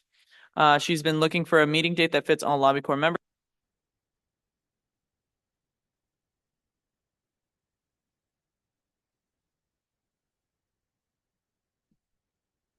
Okay, wait, hello? This is the other microphone. I can lean. She's been in contact with the other CSU chair of legislative affairs oh, thanks. Oh, thanks. Trading ideas and sharing different civic engagement initiatives. And lastly, she attended the Northridge East Neighborhood Council meeting where we discussed upcoming events that will be taking place in the next few months. The next meeting will be in person on September 18th. So if anyone is interested in attending, please let her know. She is continuing organizing those 3 events and trying to organize other possible events. And she's going to continue conversing with other CSU chair of legislative affairs on different civic engagement initiatives. Oh, nice. Thank you, Iman. She's also finalizing a meeting day for Lobby Corps and meeting the future Senate representative, and meeting with other CSUN officials to find collaborative opportunities for AS and the campus on voter engagement. Okay, 2 more. Chair of elections, Nessie Lezama. She wrote it in like a speaking format. Shout out Nessie. I think she's here. Hey. Good morning, senators. First and foremost, I'd like to introduce myself. My name is Nessie Lezama. I'm an incoming senior and your new chair of elections. What am I saying? Chair of elections for AS 2024-2025. Before interviewing for this position, I was in the elections committee in which I specifically focused on marketing. With that being said, I have some ideas for this upcoming year that I am excited to share with you all. Fall planning, focus more on the marketing aspect, tabling, flyers, social media posts. Elections should have more social media freedom, especially during spring. Voting event week, 3 days of events for voters. Committee will plan together. Outreach on event planning, well-planned, confirmed months in advance. Street team marketing campaign, developing a strategy with my committee team about elections approach. Do interactive content if allowed with students on campus, or do an informational approach on what each position up for elections is, in parentheses, what they do, the perks, etc. Basically want to start a foundation in order to transition to elections smoothly. Why? Last year, the engagement wasn't at an all-time high. There wasn't a slate, 2 people going for the same position. Students were not aware that they could represent their college. In parentheses, some colleges, if not all, had 1 candidate. There was an issue last year where we had to change from the original plan for multiple food trucks to only 1 because of not getting permission on time. There wasn't many students that knew about street team, parentheses, met 1-person street team. After winter break, it went straight into AS filing and information thrown all out at once without truly understanding what the positions are. In parentheses, the people that knew, but others had no clue. I will second that last part. That's the end of her report, but I will second that last part. Elections definitely felt a little rushed last year, running for the elections. So I'm very excited for the work that Nessie is going to be putting in for this year. And then last report, the Chair of Diversity, Equity, and Inclusion, Omar Joinet. My name is Omar Joinet, and I'm honored to serve as the Chair of Diversity, Equity, and Inclusion for this academic year. I'm excited to work alongside all of you to create a more inclusive and supportive environment for our student body. My primary focus this year will be to bring our campus community together through our diverse backgrounds and experiences. We can foster a stronger sense of unity and belonging at CSUN by embracing our differences. I plan to implement various events and initiatives to connect students from all walks of life, encourage dialogue, and promote understanding. To achieve this, I will be holding committee meetings where we will plan our DEI events. One exciting event we have in the works is a collaboration with the Humanities Department for a cultural potluck. This event will celebrate the rich cultural diversity on our campus and provide a space for students to share and learn from one another's traditions. Oh my God, that was so much. That's it. Sorry, everyone. Wow, that was a lot. Okay, that's all of the cabinet reports. Now we can move on to new business. Does anyone have questions on the Chief of Staff's report? Sorry, I forgot I have to do that. Okay. We will move on to new business, and as amended, we're going to be approving the following appointments prior to the reflected items A and B. So we're going to be moving C first. So do we have a motion on the floor to approve the following appointments? Senator Aronson? I move to approve the following appointments 1 through 3 under line item C under new business. Thank you. Is there a second? Seconded by Senator Toledo Carranza. So any discussion on the following appointments? Seeing none, then we can take that to a vote. All in favor of approving appointments 1 through 3, please raise your hand. Motion passes unanimously. Congratulations to our new appointments. I will now call for a maybe 3-minute recess for Dr. Watkins to facilitate the oath of office for our new Senator Nicholas, and then one of our not officiated senators, Senator Giminiano. I'm good. Okay, Dr. Watkins, you can go ahead. Yeah. Oh, bro, you can honestly stand there if you want, like in the middle. I feel like that's fun. And Nicholas is here. Yeah, just come right on. Wow, this is pretty special. Everybody gets a chance to watch you here. All right, so here we go. Raise your right hand. I, and then state your name. Thank you. Promise to meet the responsibilities set before me.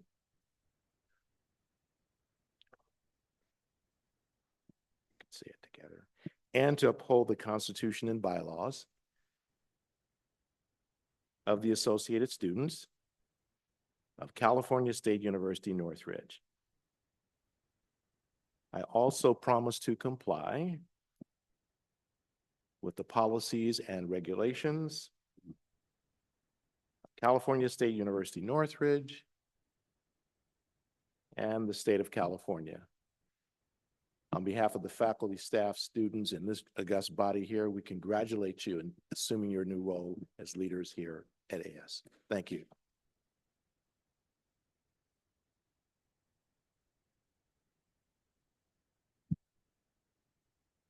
Nicholas, you can actually come and have your seat. It's going to be right next to Melanie over here. So now you are officially a board member. So you have, yeah, just right next to Melanie right there. I think one more. Yeah, that one. So now you can speak if you feel comfortable, engage in discussion.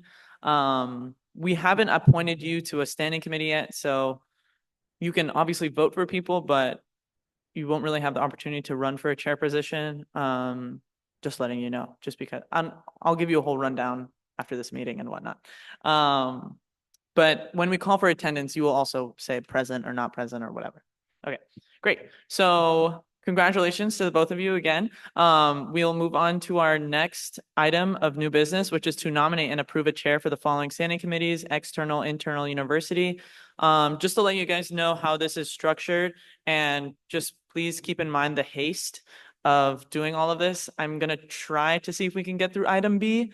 I'm not sure. If we need to, we will table that. Letting you know how this is going to work. So if you would like to speak, nominate yourself or someone else. you'll have to raise your hand and you'll be like, I'd like to nominate myself or this person. And then that person, if you're nominating someone else, they will say if they accept or deny it. And then after all of the nominations have happened, I will give everyone a 1-minute opportunity to give a speech. And then after those are done, discussion hasn't really happened before. I don't really want to do it, especially because Denise, you guys didn't do discussions for nominations last year? Yeah, that's weird. But it's fine. Okay, we won't do discussion then. And then we would just take it to a vote. So you can obviously only vote for one person. But yes. Does everyone get it? Any questions? Senator Olgan? Just want to clarify that from your email, whoever appointed is still same, nothing changed. I have no idea what you're saying. Vice President Khan. The email we sent with your standing committees are Oh. the standing committee you will be a part of, and then you can now run to be the chair of that committee, but only the committee you're a part of. Yes. Senator Gavino? Could you note the change of my committee? Yes, it's been noted. And I will go really quick.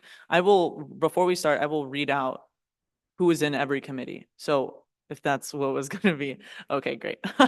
So every time we start at a committee, I will read it out. Give me 1 sec. I told myself I was going to do that and I forgot. Okay. Does anyone have questions? Oh, Senator Miyoshi?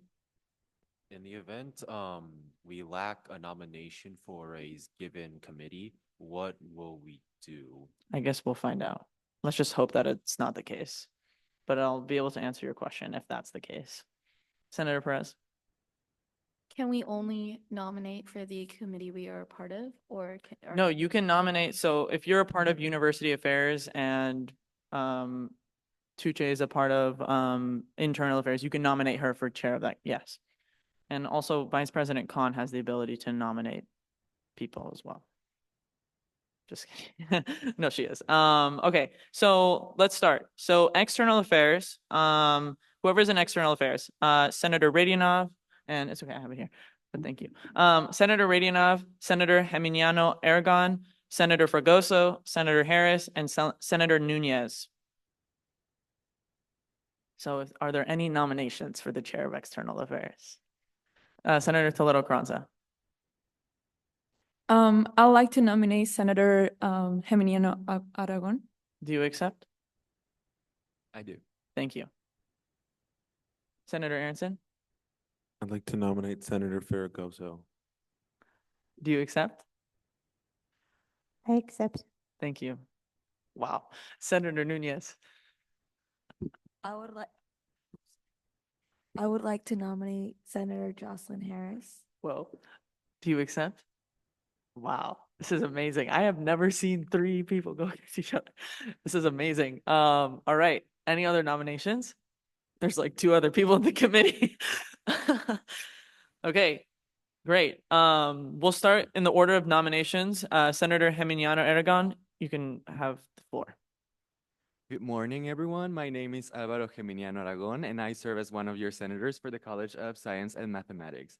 My desire to run for chair of the External Affairs Committee was developed after attending CS Unity, where I was able to understand the policymaking processes within the CSU system.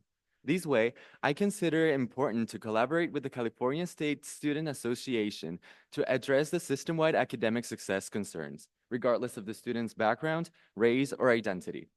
One of my main goals as the chair would be to strengthen the connections with off-campus entities that will enhance the creation of resources where students will be able to communicate and attend their needs. Additionally, I am interested in building solid relationships with the leadership members from other CSUs to learn how they operate to then find areas of improvement here at CSUN. For the committee members, if you elect me as your chair, you will always find a safe space for collaboration and the flourishing of new ideas, events, and resources. Thank you for your time, and it would be an honor to serve as the chair of the External Affairs Committee.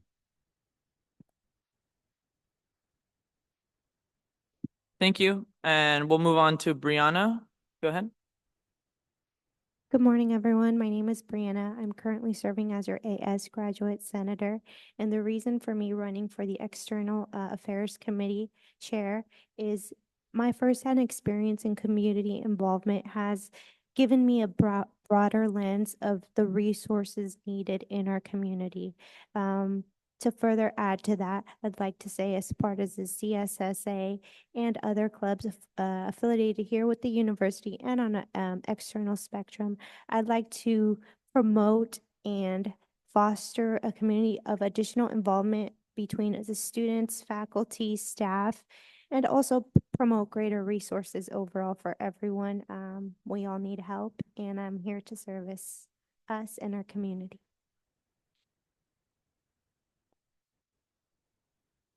Thank you. Senator Harris, go ahead.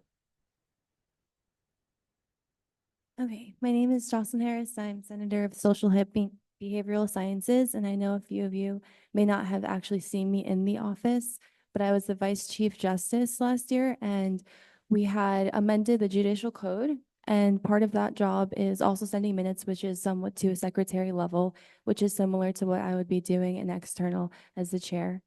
And not only did I do that, but I sent them in. It was a really hard job being out of 4 associate justices we were supposed to have. We only had 2. So that was definitely a difficult thing to do. I also am working outside of government. I'm not just a person that works in CSU here.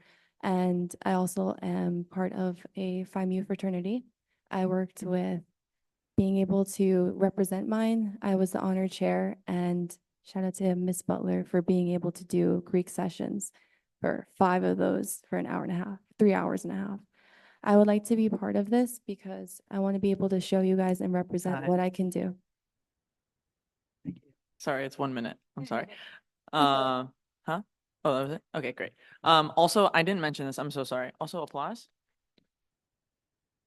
I'm sorry, I didn't mention this. The speech is optional. You don't need to give a speech, but I think you should. Okay, great. Thank you to our 3 nominees.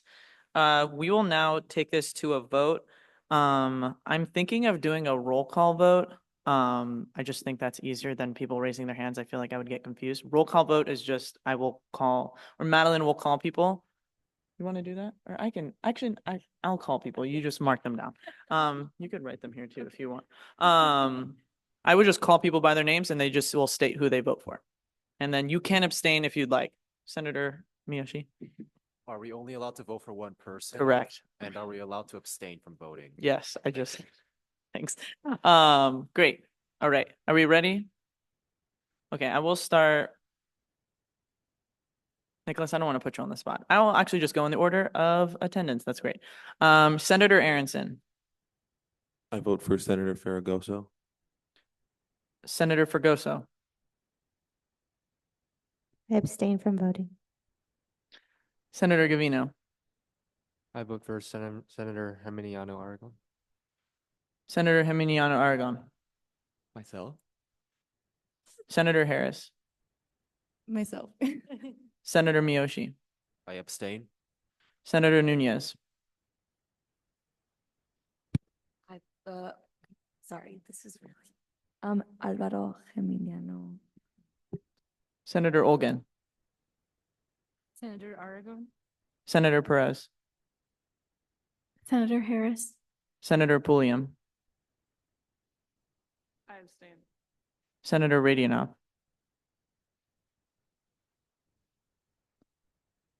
And Senator Rodriguez Weda. I abstain. You can just say Senator Weda. Weda, got it. Thank you. Senator Toledo Carranza. Senator Geminiano. Senator Tran.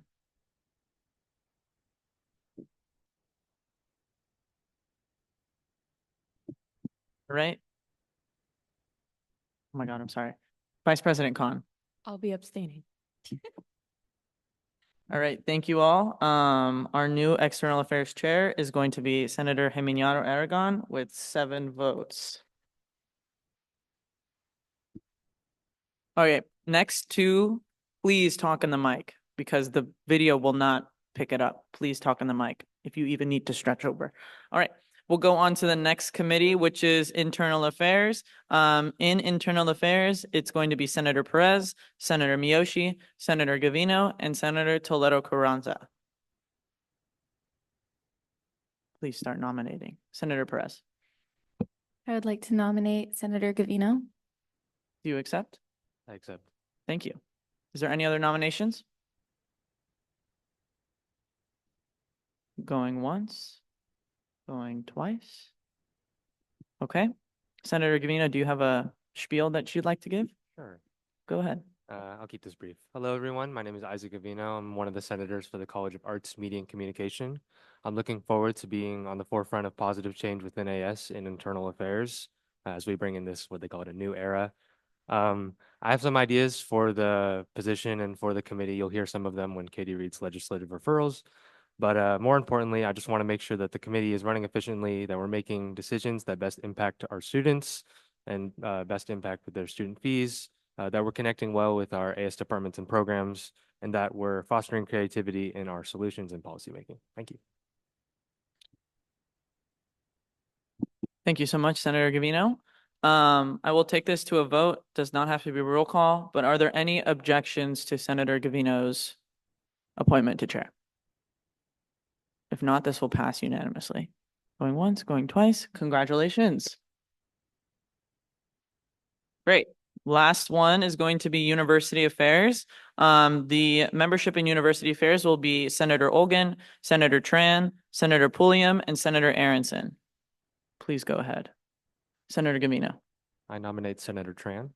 Great. Do you accept? Okay. Can you say it into the mic? I'm sorry. I don't want to be annoying. I accept. Thank you. Senator Fregoso?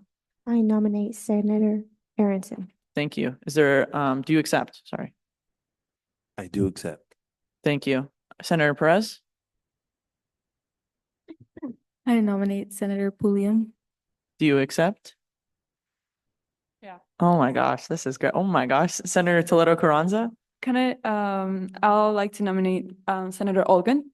Wow. Do you accept? No, thank you. Wow. I was gonna say you're gonna make this really hard for me. Okay, give me 1 sec.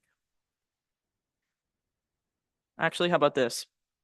We will start in order of nominations. Senator Tran, do you have a spiel that you'd like to give?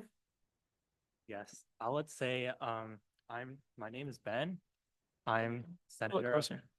Business College. And last year I served as vice chair for University Affairs, so I know how the meetings run, and I will promise you an effective and fun meeting. Ooh, effective and fun. Wow. Okay. Next spiel, Senator Aronson, go ahead. Hi, everyone. So for those of you that don't know me, my name is Brandon Aronson. I'm the Upper Division Senator for this year. I'm also a senior majoring in political science. So this is my first semester with AS, but this will actually be my third semester serving the CSUN community. I've worked in the Office of Community Engagement in Valera Hall. During that time, I've done so much work on campus. I've tabled at about 1 million events. I've learned how the system works at CSUN, and I've learned how to get things done. I've single-handedly hosted about 5 events, both tabling events and events off campus. Through that time, I've not only grown a passion for working on campus, but also just for making sure that everybody's voices are heard, everybody feels welcome on campus. I know that I would do an incredible job as chair of University Affairs, and I know that I would help not just CSUN students, but the campus community as a whole understand how AS can help them, and then hear from them what they would like to hear from AS and get those things done. So I know that I would do a great job, and please vote for me. Thank you very much. Thank you, Senator Aronson. Senator Pulliam, go ahead. Hello, everybody. I'm Bella Pulliam, as y'all already know. I am also new to the senator position itself. However, I feel like I would be a good member for this position because I'm very curious, very much like I ask a lot of questions when I do have them. And I feel like that's definitely something that's very important. And I do value a team that does the same. One of my top Clifton strengths is responsibility. And I feel like I take that very to heart with different responsibilities that I do take. For example, last week I did ask Katie about this position, seeing what the responsibilities are. And one of them is sending out emails and doing that in a timely manner. That's something that's very important. And I feel like that's something that I would very much stress on myself because communication is something that is very high up there, which I think is very important. And yeah, and I'm Bella.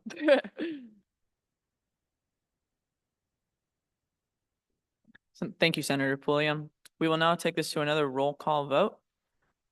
starting, nope, just gonna do regular attendance again. All right. Ready? Great. Senator Aronson, I vote for myself. Senator Fregoso, I vote for Senator Aronson. Senator Gavino, I abstain. Senator Geminiano Aragon, Senator Tran. Senator Harris, Senator Tran.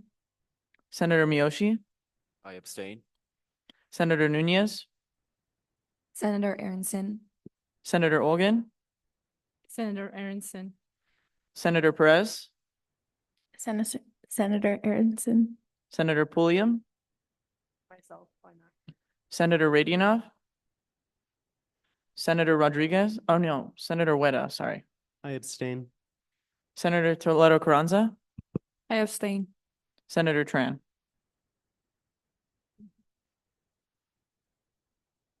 Oh my gosh, Vice President Khan, I'm sorry. Abstained. Great.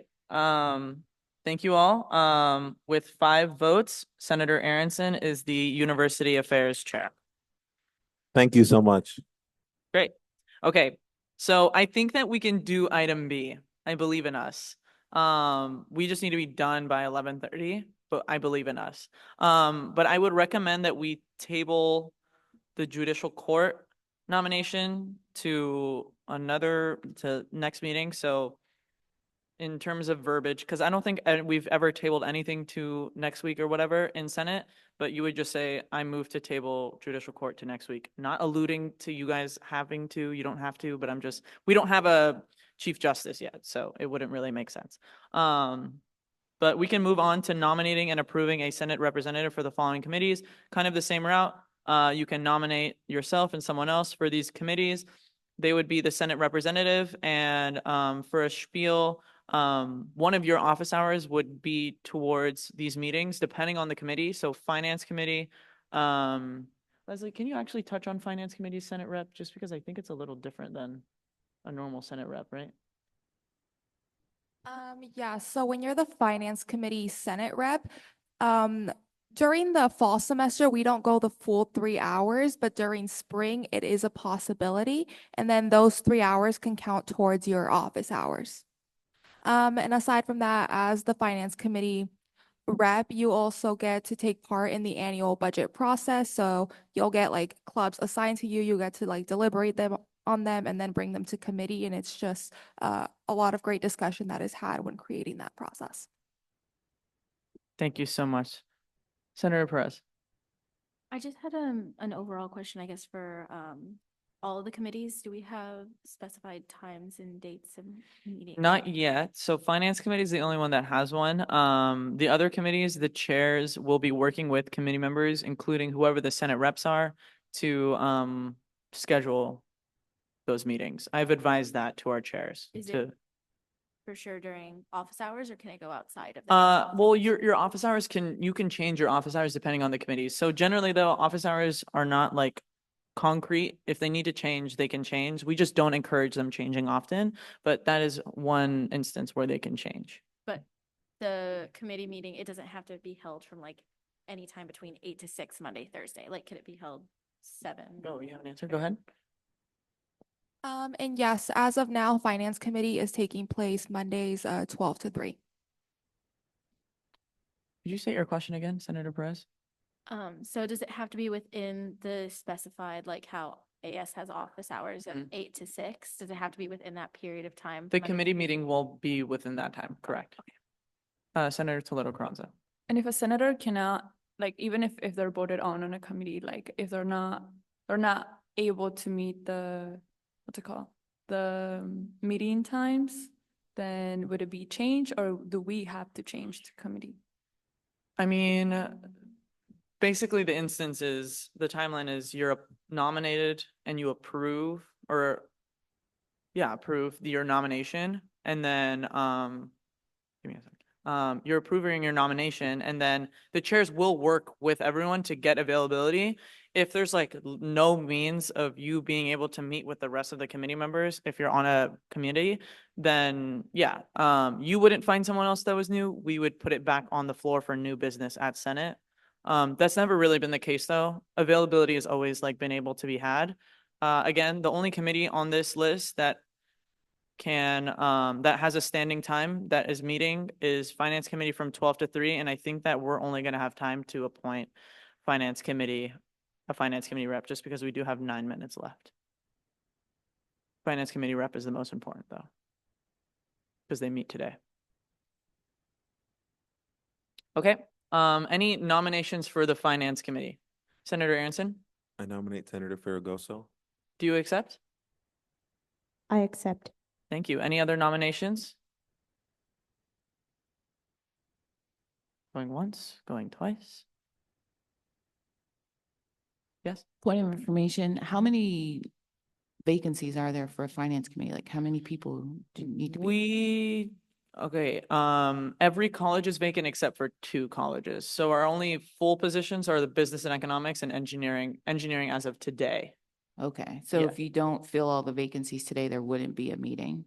There would be a meeting, there would still be Just no quorum. business or? I think as of today, there will not be quorum, right? That is correct. And the seat that's getting filled today is for the Senate rep, which is different from the college rep. The other one's okay. But the Senate rep is a voting member, right? Yes, the Senate rep is a voting member. Yeah, but if the Senate rep could be there, quote me if I'm wrong, there would be quorum because the engineering rep would not be able to even go to the meeting until they're fully onboarded, right? We won't have quorum in general today because I believe our university advisor isn't here today. Oh, okay. So they will meet today. I just don't think quorum will be met in terms of voting on things. I think. Yes?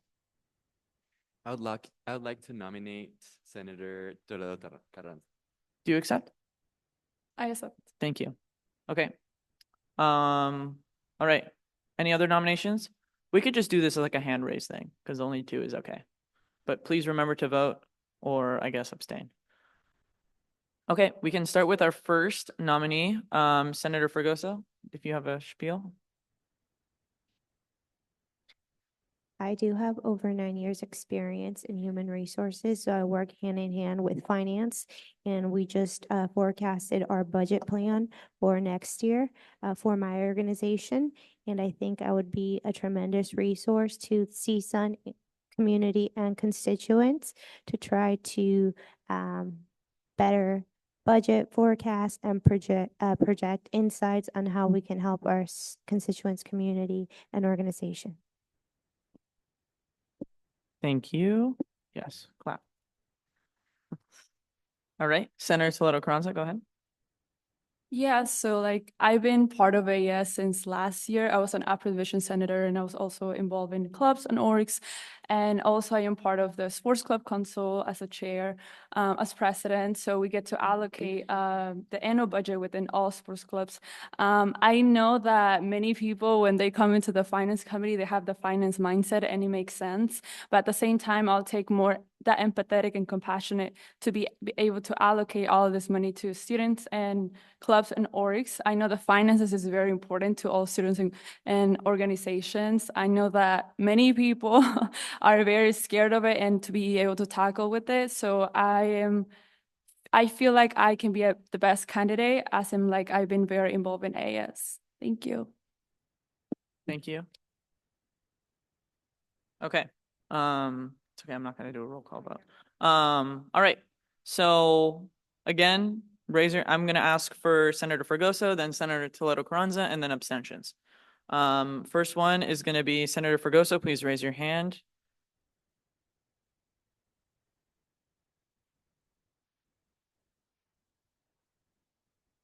Could you leave your hands up? High, please. Sorry. Yeah. All right, Senator Toledo Carranza. And then abstentions.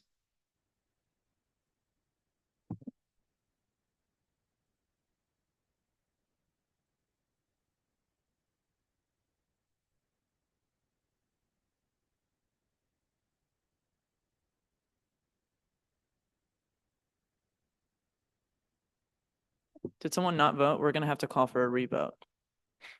Okay, we're gonna call for a revote. So raise your hands for Brianna. Hi, please. Hi, hi. 1, 2, 3, 4, 5, 6, 7, 8, 9. Mhm. For Lorena?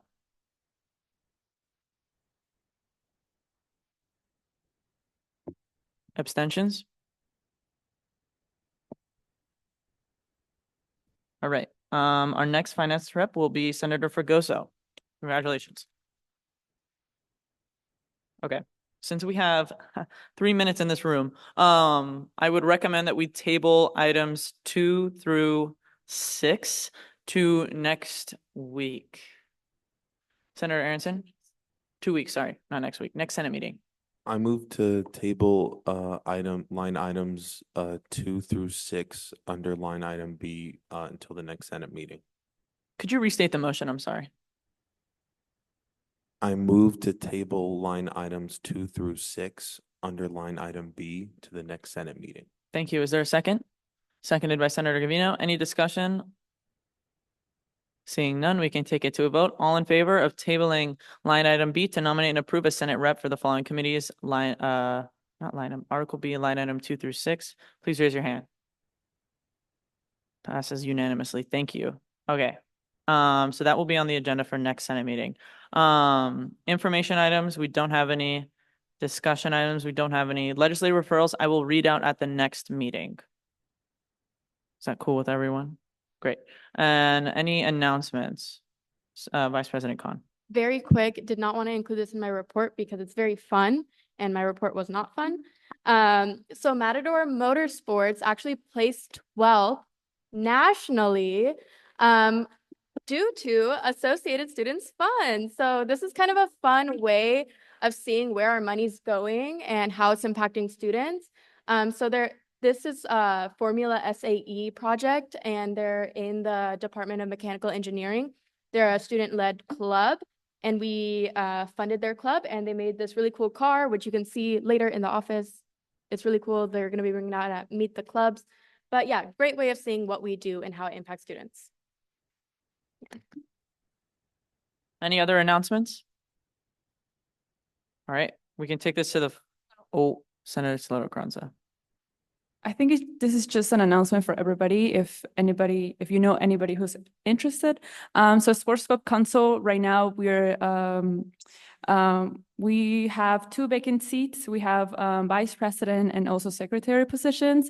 So if anybody that you know is part of sports clubs and want to be running for this position, please let us know or let me know. So yeah, that's. Thank you. All right, Senator Perez. Thank you.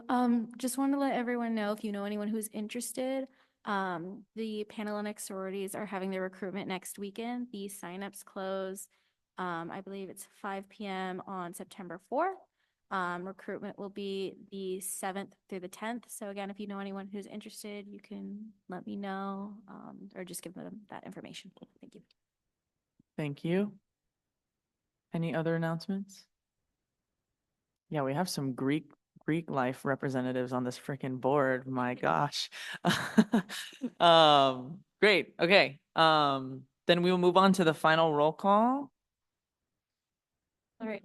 Vice President Khan. Here. Senator Aronson. Here. Senator Fregoso. Here. Senator Gavino. Here. Senator Geminiano. Here. Senator Harris. Here. Senator Miyoshi.